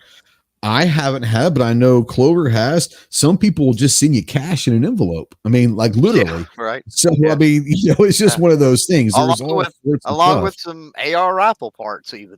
Yeah, so there are other ways to do it. And it's one of those things where I will say this, don't feel, if you feel pressured or almost shamed into supporting a creator, then run from that creator immediately, honestly. If that's what they're about, then run from them and never look back. If you want to support a creator, then that's awesome. But if you sit there and say, hey, I really need your support. I want everyone over here to go do this, do that, all on Patreon. I need your help. Boom, boom, boom. Unless it's for a worthy cause, I cringe about that. That's one of those things we're talking about is trust factor. Can you trust people when it comes to money? And that was one of the next topics. So this is as good a time as ever. Clove, come on in. We're talking about when it comes to the monetary side of creators as well. So the most common thing that I hear with go join my Patreon, for example, or buy some swag or this, that, or the other is that YouTube is being all biased with me and they've demonetized my channel and I haven't done nothing wrong. And the dirty truth behind that is 99.9% of the time, Ghost can attest to this because he's fell into this category. They are doing something wrong. Now, sometimes they're aware of it, which is even a worse situation. That's even worse. Yeah. When you're aware that you're actively going in against YouTube's policy to get you ad restricted, and then you're preying on your viewers like that. But yeah, I agree. If there's this over resounding sense of urgency and stuff that you go support them and financially and blah blah blah, I'd be leery. The other thing that irks me to no extent is, and I did a presentation at an event here a couple of weeks ago on Patreon, specifically on Patreon, and this was in that presentation, but it's something that irks me is number one, people that have a Patreon, they promote their Patreon like we've done obviously tonight. We talk about it, but yet they don't support other people on Patreon. To me, that's hypocritical. Second part of that is people that they have a Patreon, but they don't do anything. They don't do anything extra for the people that are kicking in the money, the hard-earned money out of their wallets. And so the vast majority of people, I get it. The vast majority of people on everybody on this panel has a Patreon. I've dropped those links. And I would venture to say, I put a poll out as a matter of fact, and I want to say it was like 80-something% plus. Don't expect anything, right, from helping out a channel financially. They don't expect anything. But here's the thing. Just because they don't expect anything doesn't mean I don't feel an obligation. And so if you're supporting a channel financially through whatever means it is, and you're not getting a little bit extra for what you're doing, you know, that to me, that shows the appreciation level of that channel. And to me, I think you might want to reconsider who that support is going to. But to your point about the swag, real quick, Ghost, that's a great thing. That's a great way to support a channel, plus get something, right? Yeah, it's like absolutely. you're not just giving me money; you're actually getting, you know, a product in return that I have to physically put in a box or an envelope or whatever and mail to you. So, Right. it's a support mechanism, but at the same time, you're getting something cool, and we all have those mechanisms. Absolutely. Gunman out there is, you know, awesome, asking a lot of cool questions, been around, and he's been around for a while from here, but he says he's trying to get all the information. He's trying to learn the creator side and do it right the first time. Any of us, I'm not going to speak for everyone here, but I'm fairly certain that any and all of us are here to help you in any way, shape, or form. Text me, call me, email me. That number down there, you know, that's the Ghost Tactical Hotline. That's a phone number as well. Emails out there. Honestly, Clover's after hours chat has been great. It has been moved over to GunTuber Academy, literally the channel GunTuber Academy. He's got a multitude of videos and really help. But yeah, any of us that have been doing this for a while, more than happy to help. We love seeing new guys come along, and we want to help you do it the right way the first time. I promise you, we have all made mistakes and can give you direction on how not to make some of the same mistakes. Now, sometimes mistakes are good because you learn from it and you see, but there are some mistakes that you can probably, they're just time wasting mistakes. We can get you past some of that stuff. Any questions at all? 100%. Any of us here, I'm sure, would be more than happy to help. But be prepared to fish, not eat fish, right? Because that's what we're going to teach you to do. We're not going to feed you fish. We're going to teach you how to fish. So be prepared to be prepared to do that. You're going to have to put in the work. And yeah, just a quick note on GunTuber Academy, Ghost. When you jump over there, and I've seen Gunmetal Guy in the comments of my videos and stuff forever. Yeah. He's been around for a while. Yeah, he's been around for a while. It blows my mind that he doesn't know that I've got that catalog of resources, but it's understandable, and that's why I moved everything to GunTuber Academy, is so that it wasn't mixed in with all the gun content. But all the back episodes of After Hours and the studio are under playlists. So go under playlists, and you'll find those. Interesting. Before I go to roll call on Mike, Sandy out there says, I was watching a crime YouTuber, not about firearms, and if you didn't donate within so many minutes, you couldn't leave a comment. First, I didn't know that was, I guess they could block you or whatever, but that, once again, hey, you know, it is what it is. Roll call, I'm going to go to you. You still there, buddy? You passed out yet? No, not yet. All right, it's getting close, but this would be a good one. I want to go with you and say this. As a creator and as a viewer, okay, you're both obviously. When you're watching, whether it's a firearm or whatever, but when you're watching a video, what are some of the criteria that you look towards to see, am I going to trust this person? Am I going to listen to this person? Do I think this person is legitimate? Or is he wasting my time, or she wasting my time? What are some of the criteria that you personally look for to make that decision whether you're going to trust them or not as a viewer? Like in the beginning of the video, if you're telling me to buy anything and everything under the sun, and we can't get on with the video within 5 minutes of the video, like Mr. Guns and Gear, I'm probably just saying. Either fast forward or go somewhere else and find the review. I mean, you could tell me all this stuff at the end. I think that's something that really turns me off. That's something that I look at as like, really, you're going to tell me to do all this stuff even before I see what you're trying to show me. That's where they've got you, though. Most people don't make it to the end of the videos. Honestly, I don't. I'm not saying you're wrong. I'm saying, but I understand why people do that, because I very rarely make it to end of videos. Yep. That's just so Roll call caveated that, right? He said within the first 5 minutes, right? So do it early, but do it quick is the thing. I think that's the balance, because as viewers, you have to realize that hardly anybody watches till the end. So when we have calls to action that we need to do as creators, we need to do that early, right? But we have a responsibility as creators to do that as quickly and efficiently as possible and get into the content, right? Because that's respecting the time of the viewer.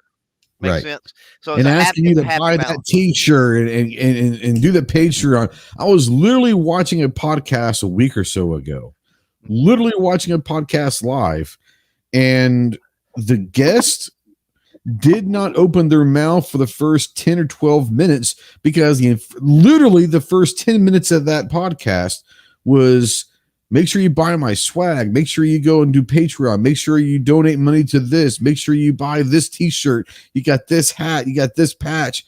It's like, bro, I'm out. Like, I can't handle it. I'm out.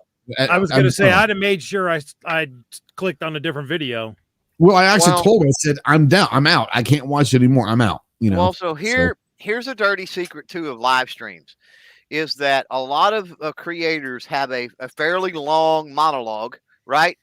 And that's the way, you remember Johnny Carson, the Tonight Show, all of those, they come out and they talk for a little while. Well, why do they do that? Right? Why do they not turn on and come on at whatever time it was, 10:30, 11 o'clock, and they immediately have guests? Why do they have a monologue? Well, they have that because people realize, right? They put the kids to bed. Oh, crap, we got to go. Zone, right? And so they click it on and haven't missed the guest, right? So it's not a new concept to have some. That's why I do my polls in the first 10 or 15 minutes from the time that the thing starts until. But like Johnny Carson telling jokes in his monologue, you got to keep it entertaining, right? For the people that did show up on time, that way at least they're entertained, right? And then eventually, but that's why those things are extended out. And when I'm talking about putting things at the front of the video, I'm not talking about swag and stuff as much as I'm talking in Patreon and things like that. There's all types of screenshots and overlays and passive ways you can do things like that without actually talking about it.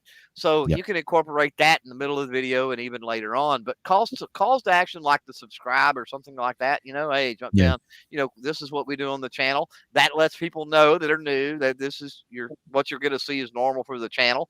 If you like that sort of thing, subscribe. And if they subscribe, then they're likely to watch more content, and eventually they will probably see the Patreon and the shirts and the other stuff, right?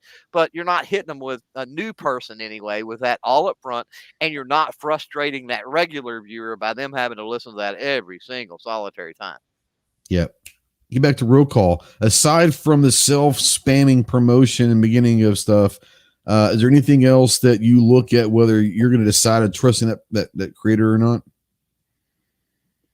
And it really comes down to, like, if I'm going to give somebody my time, first of all, because time is money. That's right. But if I'm going to actually give them money, I got to make sure it goes to where it needs to go. I see that a lot with GunTubers. I need money for this, or I need money for that, or, it's never going to happen. And then it never does happen. With a couple people, not so much firearms related, but just like other pieces of content that I watch. And it's like, well, I just gave you my money. Where's the return? I think that's important. If you're not going to do what you say you're going to do with it, then don't ask for it. Don't be dishonest, basically. Don't be dishonest. Don't try and lead me into a direction that's going to be a dead end. You're not leading me into a direction where there might be a fork in the road. At least I have options to take. Correct. But don't lead me down, a dead end road. Absolutely. Mike, Clover, Rogue, do y'all want to chime in as to what criteria that you guys have when you're watching a creator, whether you're going to personally trust them with your time and all of that? I'm not saying with supporting them financially, but like when I go look for gun reviews, there's only a couple that I actually trust, and Such is one of them, because I've been watching Such for a long time. And I trust Suits is going to do a pretty stand-up job, thorough job. If I'm looking to say it's between this and this, do I want to get this gun or not? I'm going to go watch a Suits video if he has it. But Mike, Rogue, Clover, I'm going to start with Mike first. Do you have any criteria on what you decide on who do you decide you're going to trust? Do they ever say something bad about anything? Oh yeah, absolutely. Yeah, for real. If they never, because there was one GunTuber that I had a blast watching, if you understand who I'm talking about, who never said anything bad about anything, to the point that the Remington R1 was an awesome gun. Yeah. So that person had no credibility with me because they never found a flaw in anything. Yeah. If you don't find a flaw in anything, I'm not going to trust you. Something, I mean, there, you know, everything. There's no such thing as a perfect gun. There's no such thing as a perfect gun. No. So yeah, if everything's just, oh, I love it, it's great, and blah blah, pass. Well, and I think all of us do this, and I know that I do. Clover does, Rogue does, Roll Call does, Mike, you do. Even if we really do love a product, and 99.9% of it's just exactly what I want, it could be as these. You know, I will say this: the texture, the stippling on this grip is a little. I wish it could be a little bit lighter. I wish it could be a little bit stronger. Or, you know what? The only bad thing I say about this gun is it's so new, there aren't any holster options for it yet. You know, but there's something that you can come up with a gun that isn't 100% perfect, you know? Or anything. I mean, take a look at this trigger is not as good as this, you know? Go to my channel and watch the review I did on the Cold Cracker Bushcraft Black Diamond knife. Great Holy knife. Shit. Say that again 10 times real fast. Cold Cracker Bushcraft Black Diamond knife. Yeah. Holy I'm not going to do it 10 times. But anyhow, great knife. Wonderful, strong, sharp, awesome tool. But it ain't the prettiest thing in the world. You can see grind marks and shit. Yeah, on the bevels. And the sheath is kind of, it's sturdy and it's well made, but it's just kind of meh. It's not perfect.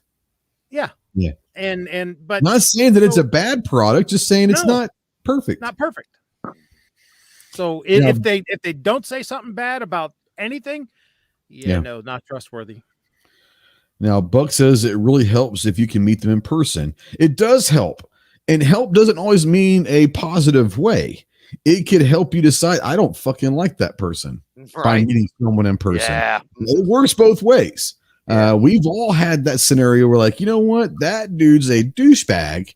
Yep. He looks really cool on his video screen, but that dude is a douchebag. And I'm never going to talk to him again. In some cases, it works just the opposite.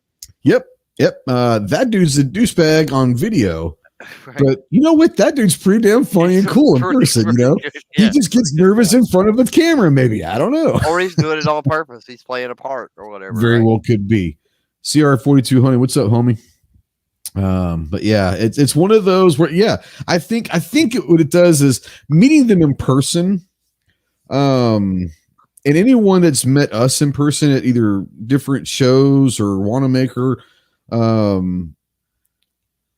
I think anyone who's ever met us will probably say that the personalities we have online are the exact personalities we have in person, to the point where I'm probably going to be a smartass to you, and I might even dog you for what you're wearing. But that's just how I am. But that's just one of those things where I hope, and this is something I hope I never change that. And I hope that none of my friends, like these esteemed people here with me tonight, never change that. Because that's what makes it great, is validation, maybe. You know, you invest your time into watching someone's videos. You invest sometimes your money into supporting these channels that you like online, and you get that opportunity to meet them in person. I would like to think that that's going to be a positive experience. I would like to think that we as creators care about meeting people in person. I know I do. Sometimes it's weird, and in the sense of, hey man, I've been watching your stuff since day one. Why? why the hell do you watch my shit? But it's awesome because you get to know people, and now I can put a face to this person, and I've shook their hand. That's why we say he's not a robot. He is verified human. And it's fun because ultimately we're all viewers. We're like Clover said, we're all viewers. We're all looking for the same thing. We're all enjoy guns. We're all part of the same team. It's just nice to finally meet some people in person. Some of my best friends that I call friends, I've never met in person yet. That's just the way it is that I've met through this YouTube. We talk all the time. We text back and forth. I can't wait for the day that I meet Midnight Range TM. I've never met the guy. I talk to him all the time. We text back and forth all the time. I've never met him in person, but I would consider him a good friend of mine. Never met the guy, So yeah, meeting someone in person I think does help. I do want to go in and kind of talk about the monetary thing that Clover started. I'm going to start with Mike on this one, and say, as a viewer and as a creator, because Clover was saying that he doesn't really trust creators, that if you're going to ask for support from your viewers on Patreon or wherever, but then do not reciprocate helping other content creators out. Rod says, is it kind of the guy's literally transparent like Ghost? That's fair. But no, I'm sure there are channels that do not support you on Patreon that you support on Patreon. When you start talking about taking that next level, okay, I've decided I trust this creator. Now I really want to help support him because it's taken to that next step. What kind of criteria taking from I've trust this to listen to them to now I want to help support them? What goes into that decision-making process? I got to really like your content. I have to believe in what you're doing and want to support your voice. Really, that's it. That's my criteria. I have to really like your content, and I have to believe what you're doing and want to support your voice and make sure it gets heard. Want to help you keep the lights on. Yeah. Now, let me ask you this. And I'm not saying it's a deal breaker. Most of them are. I have not met a couple of people I support on Patreon, but once again, I really support what they're doing, who they are, talk to them at least on the phone a lot of bit, but knowing someone, having met someone, we're just talking about that. Does that influence who you would support as, hey, I've met this guy, or I haven't met this guy, so I'm not going to support until I meet him or something. Does that make any difference? No, okay. That doesn't make any difference to me. It's about their content and about their channel and if I agree with the direction they're going and the philosophy they appear to have on YouTube with what they're doing. Yeah. Yeah. Road call, I want to bring you into this. When we're talking about the monetary side, once again, what criteria do you have that's taken you from I trust this person to I want to help support them? What does it take for you to do that down the line? By the way, that's one of the people I support. Absolutely. Yeah. Yeah, man. I mean, I always say, if I have it, I give it. I enjoy, conversating with you, if I have extra money, I'll give it to you. Like when you guys were trying to fundraise to go down to Wanamaker one year, that was the first time I heard about it. And you guys were like, gas is expensive. We're trying to get there. I'm like, well, I want to see what this place is about. So guess what? I bought some of Clover stickers. I bought some of your stuff. Yeah. I mean, I'm like, I want to see these guys get there. I can't get there. So I want to see these guys get there. And that way I know what to expect if I want to go to this place. I mean, everybody says it's the rage. Well, I'm going to support somebody because I can't get down there to go down there and do it. And then you got there the next time. Then you got down there and you realized this is the shit, This is. It was the shit, isn't it? When I first saw you guys do it, I'm like, dude, I have to be there. Yeah. I don't care. I'll do anything in my power, in my grasp. I'll sell a gun. I'll do whatever I have to do to get down there because that's something I want to experience. Right. A lot of people don't understand that. You know, if I want to see if this content creator, whoever it be, you know, I'm doing the air quotes, if they're going somewhere, I want to be interested in going at one point. I want to send them there. Yeah. You know, it's just like a congressperson in a certain sense. You know, if I want that person to be there, I'm going to support their campaign to get there. If I support your ideas, I'm going to support you monetarily to go to the places I can't be and live in the moment through your eyes. That way, if I can ever get down there, I'll have the opportunity. I know what to expect, and I know what to look for in certain categories that, you know, the content creator does. So I think that's important. Yeah, no, 100%. Gun loving grandpa, we're talking about Tulsa. He was trying to keep up with Clover, but lost him. I had someone follow me as well at points, and that was a whole different issue. Little creepy. Hey, well, I'm all for it. Hey, if you want to come and talk to me, I'm cool with that, but don't lurk in the back. And that there was some creepy shit going on. Well, to that point, I mean, this is a misconception. So there are some, and I do want to kind of backtrack on the trusting issue here in a second, not necessarily right now, because we're talking about shows, and Ro was talking about, obviously, about, you know, monetarily kicking in, helping people get to shows. So there are creators, and like Ro, I'm using air quotes, there are creators that literally go to these trade shows as a vacation. They're not going to get content. They're not going to make contacts. They're going to like hang out with their other buddy creators they hang out with online, drink in the bar, go to the after parties, and maybe soak up some free stuff from company A or company B if they can, right? Then you've got creators. Ghost falls into this category. I've seen Budget, of course, fall in this category. Ro, myself. You know, it's a working trip. It is literally a working trip. Now at night, once everything's over at the after parties, hanging out, even on a smoke break on occasionally. But I got to tell you, at these events, the smoking section is the best place to do business. A lot of business happens in the smoking section. So don't think because Clover stood out there for an hour and a half in the smoking section that I ain't getting stuff done, right? Because I could bring you business cards and tell you about the conversations. But that was kind of to Buck's point a little bit about, you know, hard to follow me. Like I have my goals. I have everything in my mind about I need to get A, B, and C done, right? Because for me, it's a working trip. So, you got to be able to keep up sometimes. No, I definitely fall in the same boat. When I go to SHOT or NRAM or, you know, Wanamaker or wherever, it's work. And I work hard.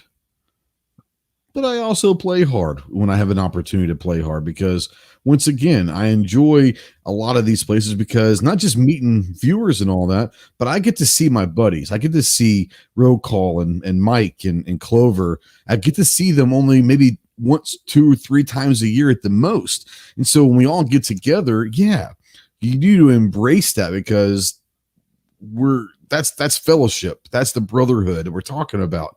SHOT Show, you know, go to the Marine party. Never gonna miss the Marine party. I don't drink anymore. Got hammered 2 years ago at the whenever it was the last SHOT Show at the Marine party. But it's just one of those things where I'm gonna work really hard and I'm gonna play pretty hard if the opportunity comes up. More importantly, I just really like hanging out with my buddies.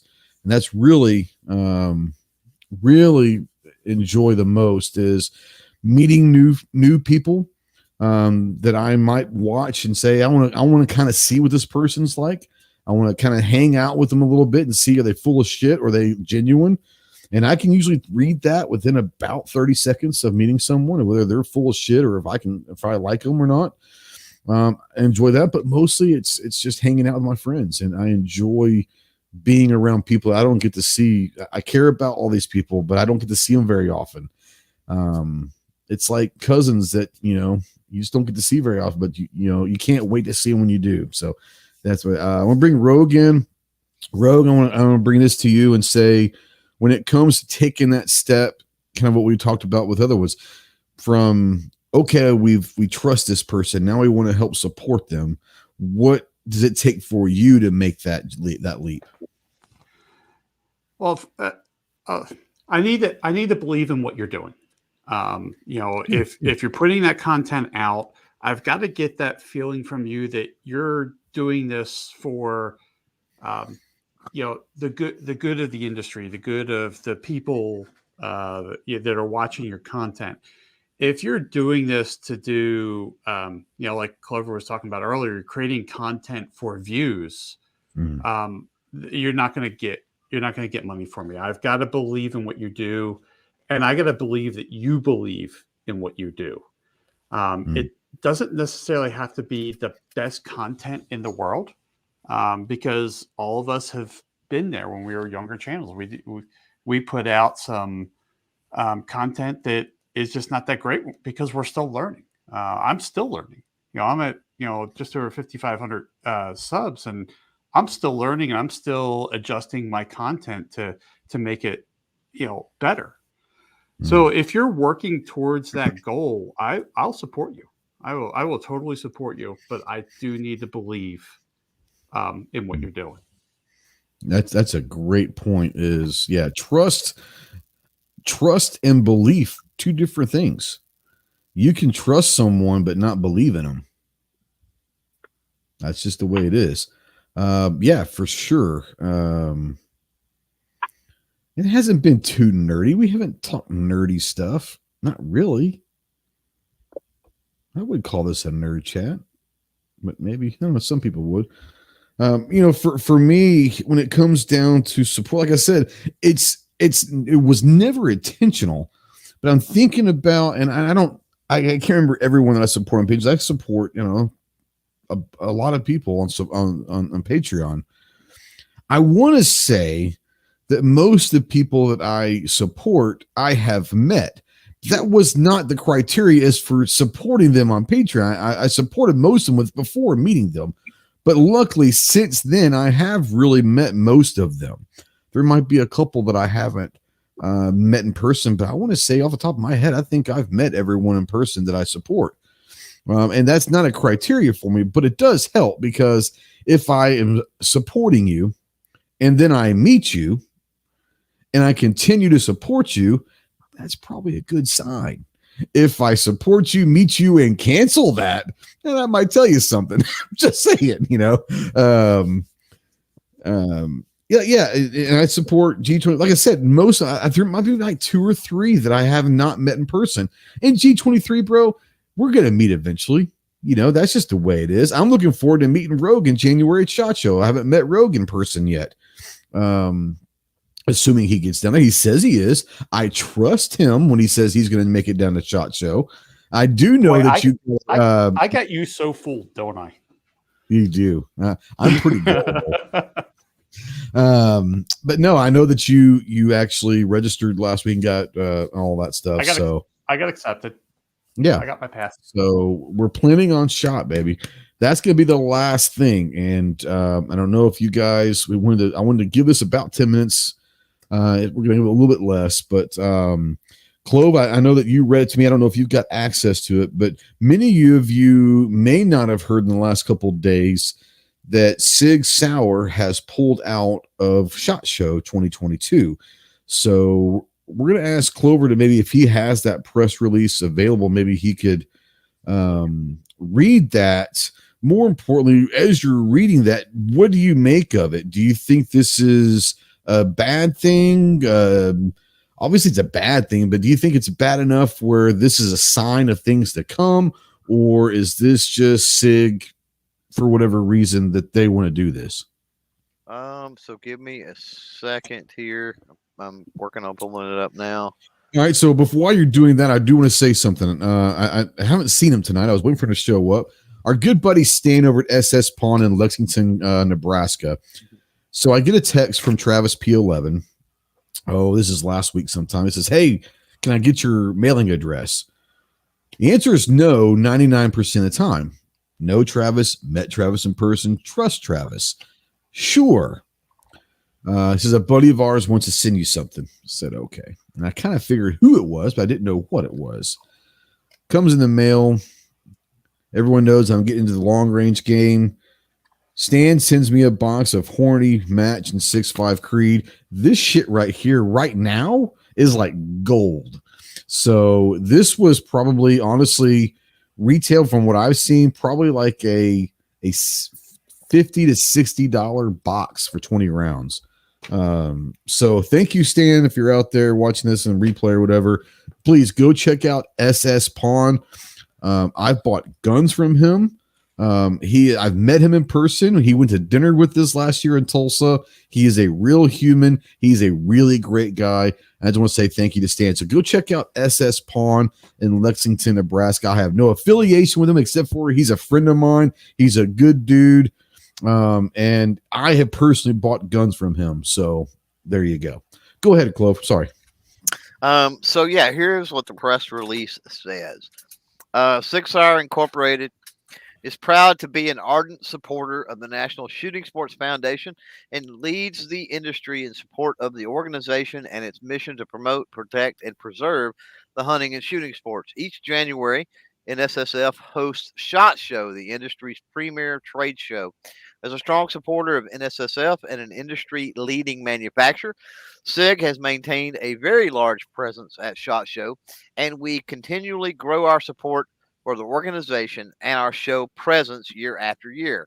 However, after thoughtful consideration, deliberation, and a review of current circumstances, Sauer has made the decision to not exhibit at the upcoming 2022 SHOT Show and will alternatively be making a $500,000 donation to NSSF to support both its mission and ongoing critical support of our industry.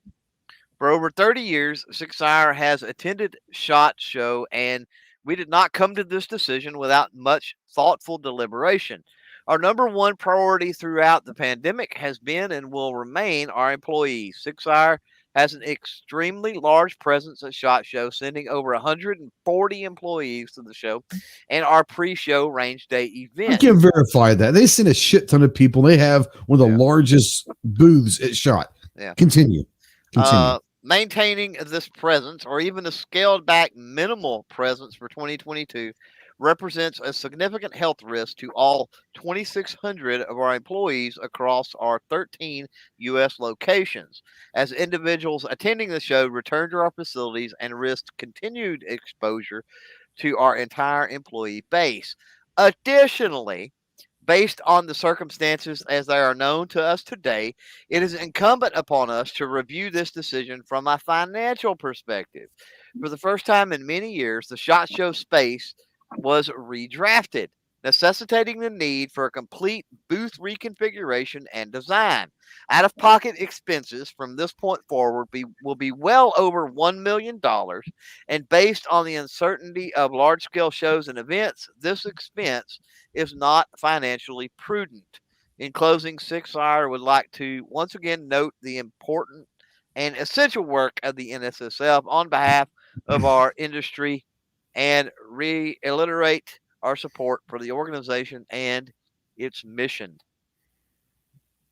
Done. All right. So I want to decipher this from my point of view and let everyone have a chance. I'm going to call bullshit on some of this, first of all. Yeah. They made it sound the way they wrote it. I think it was intentional. They made it sound that because of the reconfiguration of utilizing now the convention center at Caesars as well as Sands, that it was going to cost over $1 million for them to revamp their booth. That's not right. It's going to cost them, and it always costs them.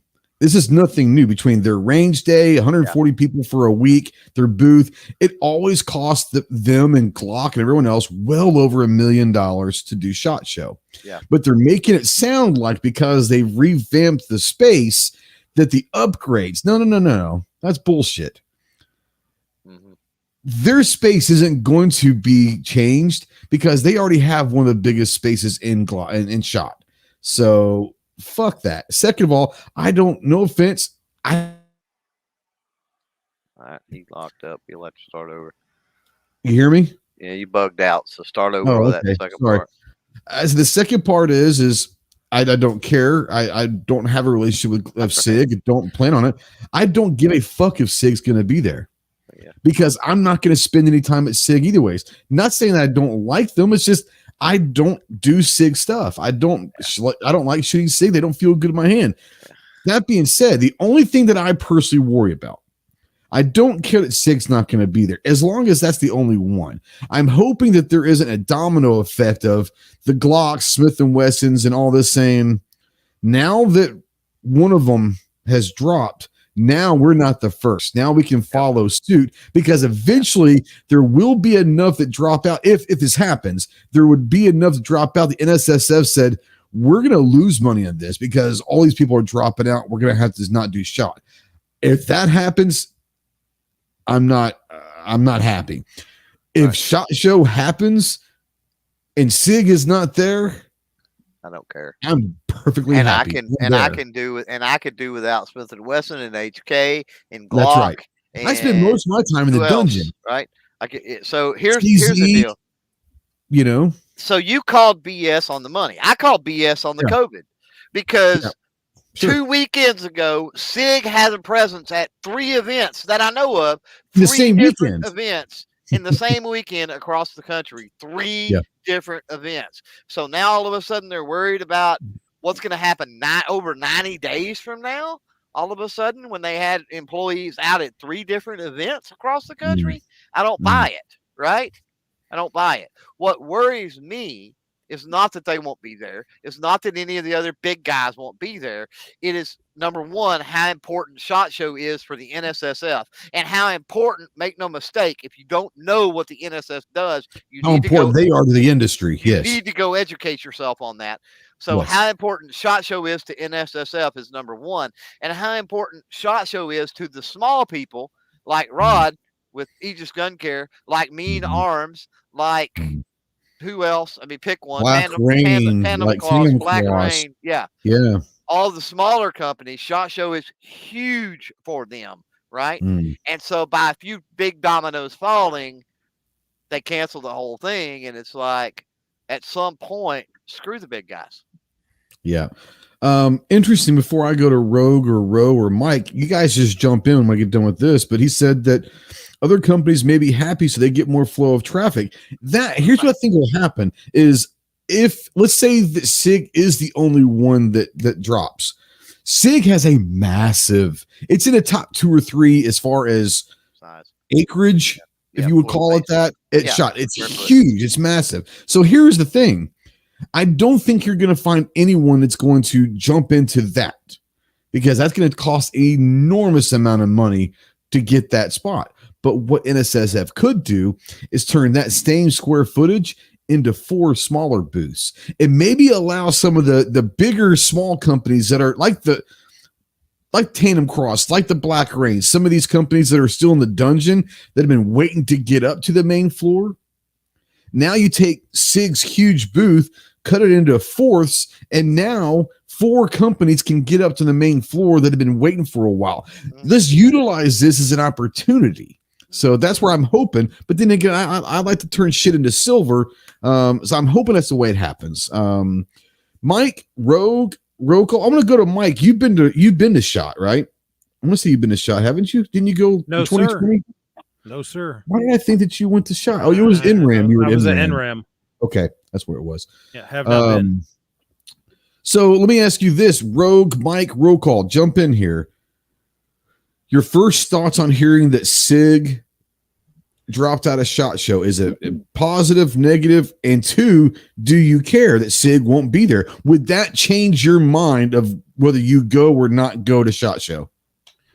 It wouldn't change my mind. I mean, I like SIGs. I shoot SIGs. I compete with SIGs. Sure. But it's not also like I'm married to SIG either. As a content creator, and especially a small content creator, if I go to the SIG's booth, they're not going to give me the time of day. They're gonna look for a larger content creator. They're going to spend their time with them. I'll get treated with respect and then casually pushed to the side. So I honestly, I could care less if SIG's there or not. Would I like them to be there? Sure. Yeah, I'm like you. I'm afraid of a domino effect. I don't want to see a domino effect. On the other side, I think this is a great opportunity, like you said, for another company to or 4 or 2 up, or 3 or whatever, or 2 or yeah, 3 sure. 4 or 5, whatever, to move up, and those will be the people that I'd want to talk to anyway. Yep. It would not affect my decision making, except to make me hesitant as to whether or not shot is going to occur at all again. I understand it that. would depend entirely upon what the real reason why SIG pulled out is. Have they heard something that the rest of us haven't? I don't know. We'll find out in the next, I would say, month. And Clover and I were talking about this on the phone earlier. This is the 1st of November. The first week in November is when it was canceled last year. I would say the 15th of November, it might be that break, hey, we've got to make a decision, because at that point you're 60 days away from shot. I know, if I had already laid out cash for a flight and for lodging and transportation and all that stuff, and already had all that booked and taken care of, I'd be pretty nervous right now. Well, I am not going to. I know Clover's not. I am not going to purchase tickets or lodging unless I can get some kind of guarantee that I have a cancellation policy. Oh, down the absolutely. line. Yeah, you need to be doing that anyway. I made the mistake. I made the mistake with making preparations for 2020. Which got canceled, of course. I made the mistake of not paying the. Yeah. I made the mistake of not paying the $8. It wasn't even $20. The $8 or some kind of crap for the travel. That's insurance. when you're fucking cheap, is you won't pay $8 for the insurance. Yeah, and I didn't, and I kicked myself. It's like, and almost all of your booking agents and stuff have that. So, yeah. Domo arigato Rabato. What's up, homie? New patron as well. He said, I would be happy to sign a petition NSF to lobby them to do what Go says. Does that mean what you talking about, like taking SIG space? And yeah, I think it'd be a great thing. Ro, I want to bring you in real quick and say, does the SIG dropping out, does it change? Would it change your thoughts if you're planning on going? Would you change your thoughts about going because SIG's not there? Or are you worried that this might be the first of many, many dominoes? Well, I mean, first, SIG's a big name. Mm-hmm. SIG it's is a big dog. Growing. Yeah. I mean, they're pretty big in the industry, and that's something you just can't deny. Yeah. Is it scary to a certain extent? But I'm going to tell you, when I was at the NRA show and I tried to talk to Beretta. And this is for all you small content creators out there, you guys that are thinking about getting into it. I tried to talk to Beretta to spark a couple of conversation. I was pushed to the side. I mean, Beretta's an even bigger part of the construct of gun culture. Mm-hmm. And to me, I look at it as, unless you had your heart set on going to see SIG, or you had something set up with SIG, it's not a big deal. When, like, I've never been to SHOT Show, but I've been sure. And that's not a big show. I mean, it's hefty, but it's got some heavy hitters in there. But I mean, there's so many other people that have a business. Yeah. There's so many more opportunities. Is this the end all be all? No, it's not. It's not. I think that statement it's polished. It's a polished turd. It's exactly what it is.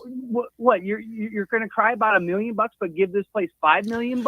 Well, here's another thing. Clover was talking about this is we know, especially SIG and the big dogs, how much we suspect how much they've made over the last year and a half. So record numbers of gun sales.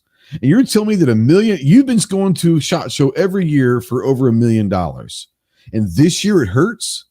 Like Clover was talking earlier, he's like, that should worry you. They probably have not managed their money well in the last year and a half. Either that they got a lawsuit coming up. I mean, they've had a couple of problems with their firearms here recently. I mean, is it the end all be all of SHOT Show? No. Yeah. I mean, if it's your first time going or your third time, or you go every year, you know you know the levels that are there, and you know I support what you support. You know, if these people have been sitting down, I guess you guys call it the dungeon. If these little companies have best been place in the down world, there, you know, start pulling these people up. Start pulling them up, put them in this. If I was in a dungeon, I wouldn't want to be in the main floor. That's just me. If I owned a company, I was in a dungeon, I'm not moving up. I'm staying in the dungeon. That's where the energy is. I'm just saying. Now, Doc out there, obnoxious one, says Sig pull out, you're going to start seeing dominoes fall again. I don't care. That's the point. I don't care what dominoes fall. I don't care if Glock, Sig, HKC, Z, Smith, and Wesson aren't there. I spend at least 80% of my time in the dungeon with the smaller companies. I want to say this. If there is a SHOT Show, I don't give a shit who's there. I will be one of them. Don't care. If there's a SHOT Show, I will be there and not care if any of the big dogs are there. Just me. For my money, you could shut the entire main floor off and have just a dungeon. I'm good. So that's just me. Yeah. So, man, I tell you what, this has been 2 hours and 11 minutes, 2 hours and whatever it's been. It's been awesome. Ro, I know that you're on the phone, so you're probably getting bored of sitting there on the phone. I do want to give everyone time to plug their channels, any of their projects. Take a few minutes, tell people where they can find you and all of that. Yeah, man, you can find me on YouTube, man. Roll Call 219. That's my header for all my social media. So you don't have to duck and dive through the interwebs and surf the net. That's the hashtag. That's the tagline. You know what I'm saying? Is Roll Call 219. I got a show Wednesday night, 9:30, 10ish. Whenever my internet wants to work. I live out I live out in the boonies. Yeah, I live out in the boonies, man, and it's hard to get internet signal around here. But that's where we discuss some things that are relevant, and then a lot of times it's not relevant, and I'm just sitting there drinking beer. So, come join me on over there. We're going to get to about 200 shows, and we're going to cut it off for a while. I've got some things in the mix, man. I'm real excited. I talked about it on a couple shows ago. I'm trying to buy some property down in southern Indiana. It's exciting, but it's scary. But at the same time, I think it's going to be better for the channel. We'll have other things that we can explore if this deal comes through.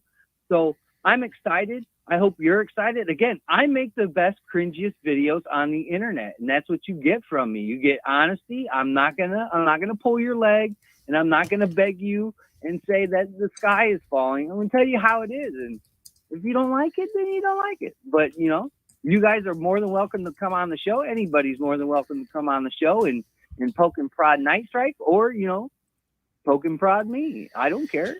I don't poke or prod anything. I'm just saying. Hey, that's install 3 with Clover Tech. I'll give a shout out to Rogue Banshee for joining Patreon. Thank you, brother. Next time you're in the chat, I'll give you that old wrench. My Patreon is simple. It's simple and sweet. $1 will get you a wrench. $2 will get you a boatload of stickers that I get from shows. $5 will get you a bunch of patches that I come across in my journey. What gets you the stall 3? How much does it take to get the stall 3? I'll figure that out. Another beer, it might not cost them anything. Hey, I got PayPal too, and MK Joe, what a good guy he is. He gave me beer money, so we're drinking beer. I love it. I love it. I'll tell you that much. But thanks for having me, man. I appreciate it, and I love all you guys. Love you too, man. We'll see you soon. Right on, brothers. Right on. Okay, so he left. I put Rokol's link out there. Rogue, tell people where they can find you and maybe what projects you're working on. I know that the wintertime in Montana is a little bit different than wintertime in Arkansas. I can still get out and shoot pretty much when I want. You've got a lot of stuff that falls from the sky that's white and gets really cold. So knowing that's coming down the road, what all projects do you have working? Yeah, we get this stuff called snow. We get lots of it. And it's always fun to get some range time in the winter when it's 3 feet of snow on the range. So yeah, I'm watching the weather, trying to get my last range days in. I mean, we lost some range time this summer due to fires, and I had a backlog of videos. But I do have videos, or I release them on Fridays. I have one coming out this Friday, and I'm thinking range. I probably got another 4 weeks of range time of product videos to do. So I'll still have some product videos going on for a little while now. But I also have the podcast on the first and third Mondays of the month. So definitely go check out my YouTube channel, The Rogue Banshee, or you can catch all of my content on my webpage at www.trb.fyi, because some content can't be on YouTube. So you can see all the content there. Right on. Appreciate you coming on as brown always. cow? Yeah. Thanks for having me. Chicken, brown cow. Yeah. Brown chicken, brown cow. You're welcome, buddy. Thanks for coming on. Mike, anything that you want to, we talked about tonight, anything you want to kind of recap from your point of view or whatever? And then please tell people where they can find you, what projects you've got going on. And I want to ask you real quick.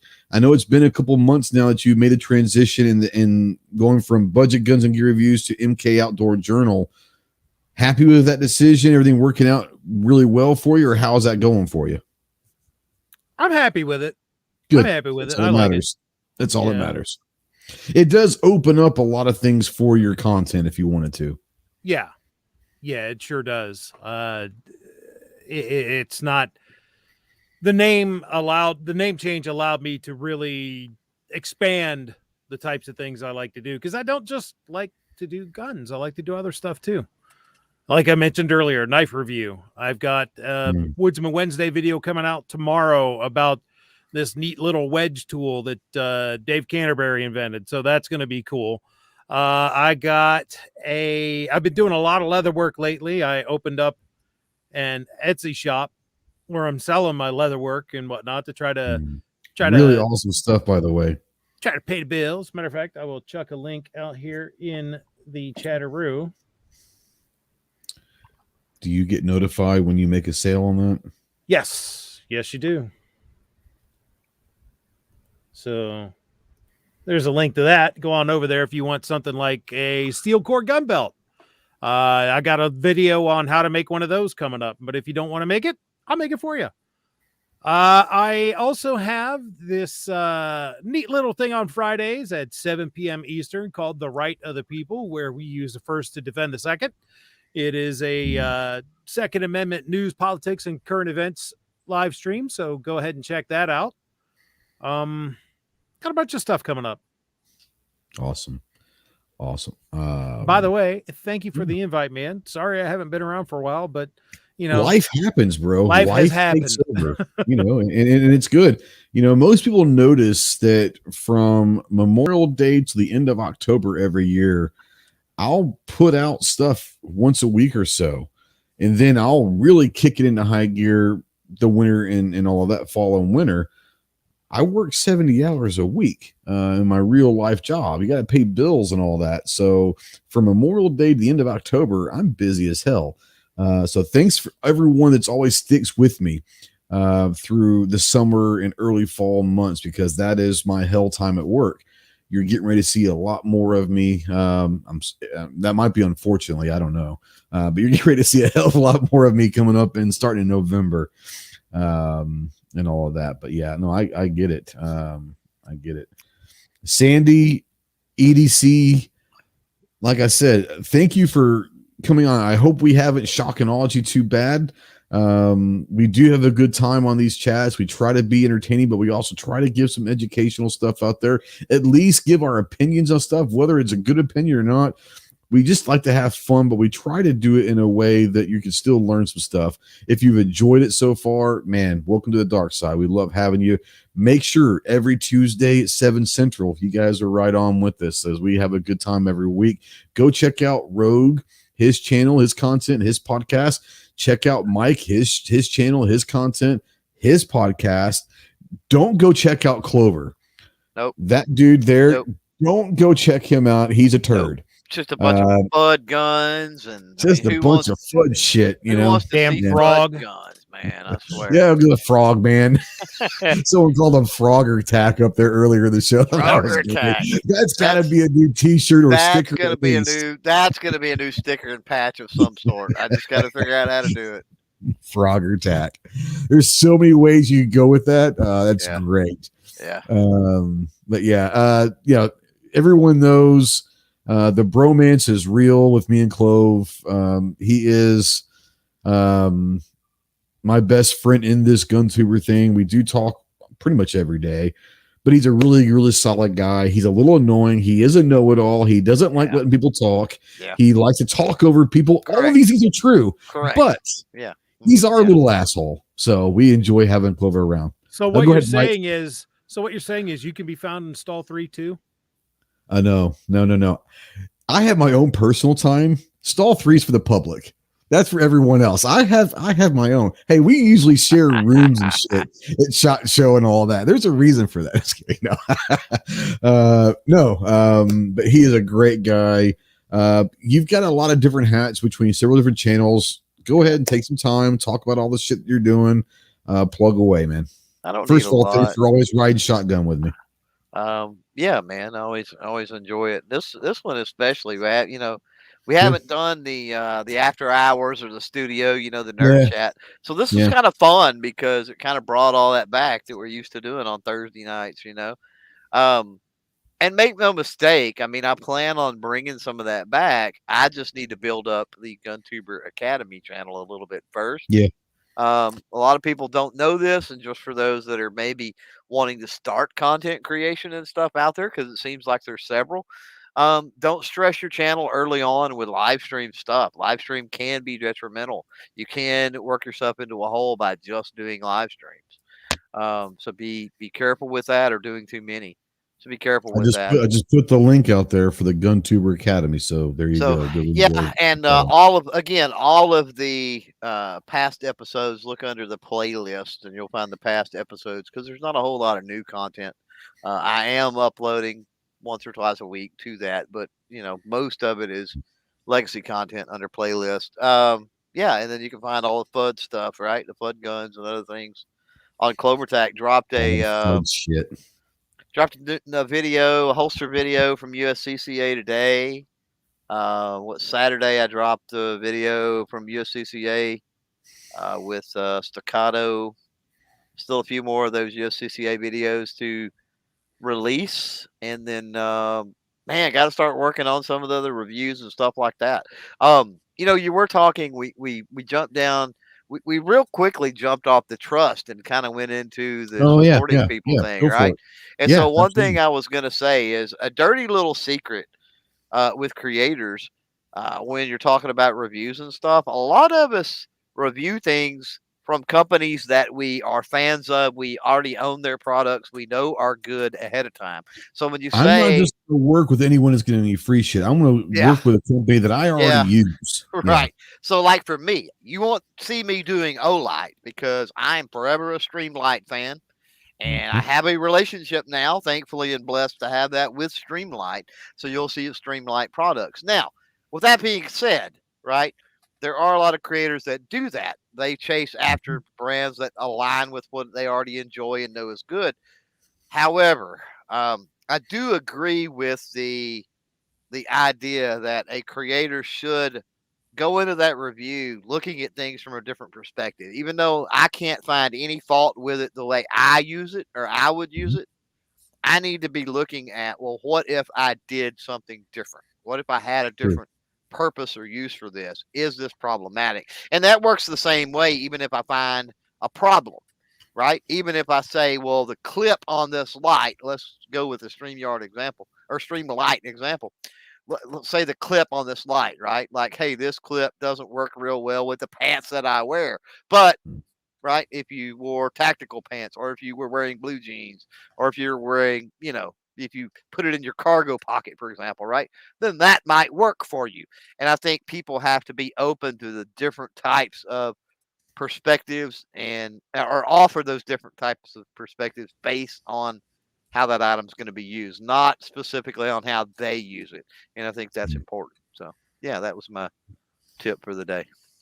No, absolutely. And I think that get Rogue's YouTube link. I'm putting everybody's out there, so I'm getting this done. Go check out, especially for some of the new people that are out there joining us. There you go. Go check on everybody out on the panel. And we put roll call. I put roll calls a couple times in the chat, so I think people saw roll calls as well. Yeah. And I think that's ultimately what it comes down to is, when it comes to GunTubers or just YouTubers in general, I have my certain criteria that I'm looking for, whether I trust someone or whether I trust them or if I'm just going to watch their stuff. You've got to entertain me a little bit. You've got to show that you've got a little bit of a sense of humor, a little bit of a smart ass. You got to show me that you don't take yourself too seriously. You've got to be okay with just bashing yourself at times. You got to be able to laugh at yourself. More importantly, you've just got to be honest and shoot straight. If you can do those things, then you've got me as a viewer. What I'll say is we brought this up a little while ago, kind of, and I was thinking about it. Everyone that becomes a creator, okay, let's be honest. Everyone that starts out as a creator has an agenda. Yep. For some people, it's making money. For some people, it's truly about educating. For some people, it's becoming famous. For some people, it's about getting free shit. Everyone has their own internal reason. Does everyone, I shouldn't say everyone, I'm not going to make a blatant mistake. Does the vast majority of everyone want to be accepted and be liked? Absolutely. No one wants to put videos out there consistently that I have no thumbs up, all thumbs down, people just dog cussing you, bashing you in the comments. People are going to stop doing videos at that point. Nobody likes that. So we all want to be liked. We all want to be accepted. We all have our own agenda as to reason why you start your YouTube channel. And what I'll say is this, I am not an OG like G was, like one of the very first ones out there. I think that me and Mike and Clover have been doing this all about the same amount of time, about 4 years, 4 or 5, less than 5, but around 4 to 5 years. Rogue's a couple years behind that. But we've all been doing this long enough to see growth and to see what people that kind of started out at the same time, what they have or hadn't done. We've also been able to see how people have changed, good or bad. I would say this, if you're looking into being a content creator, whether it's in the GunTube world or whatever, just on YouTube or what, social media in general, if you can keep your original reason for starting that in mind forever,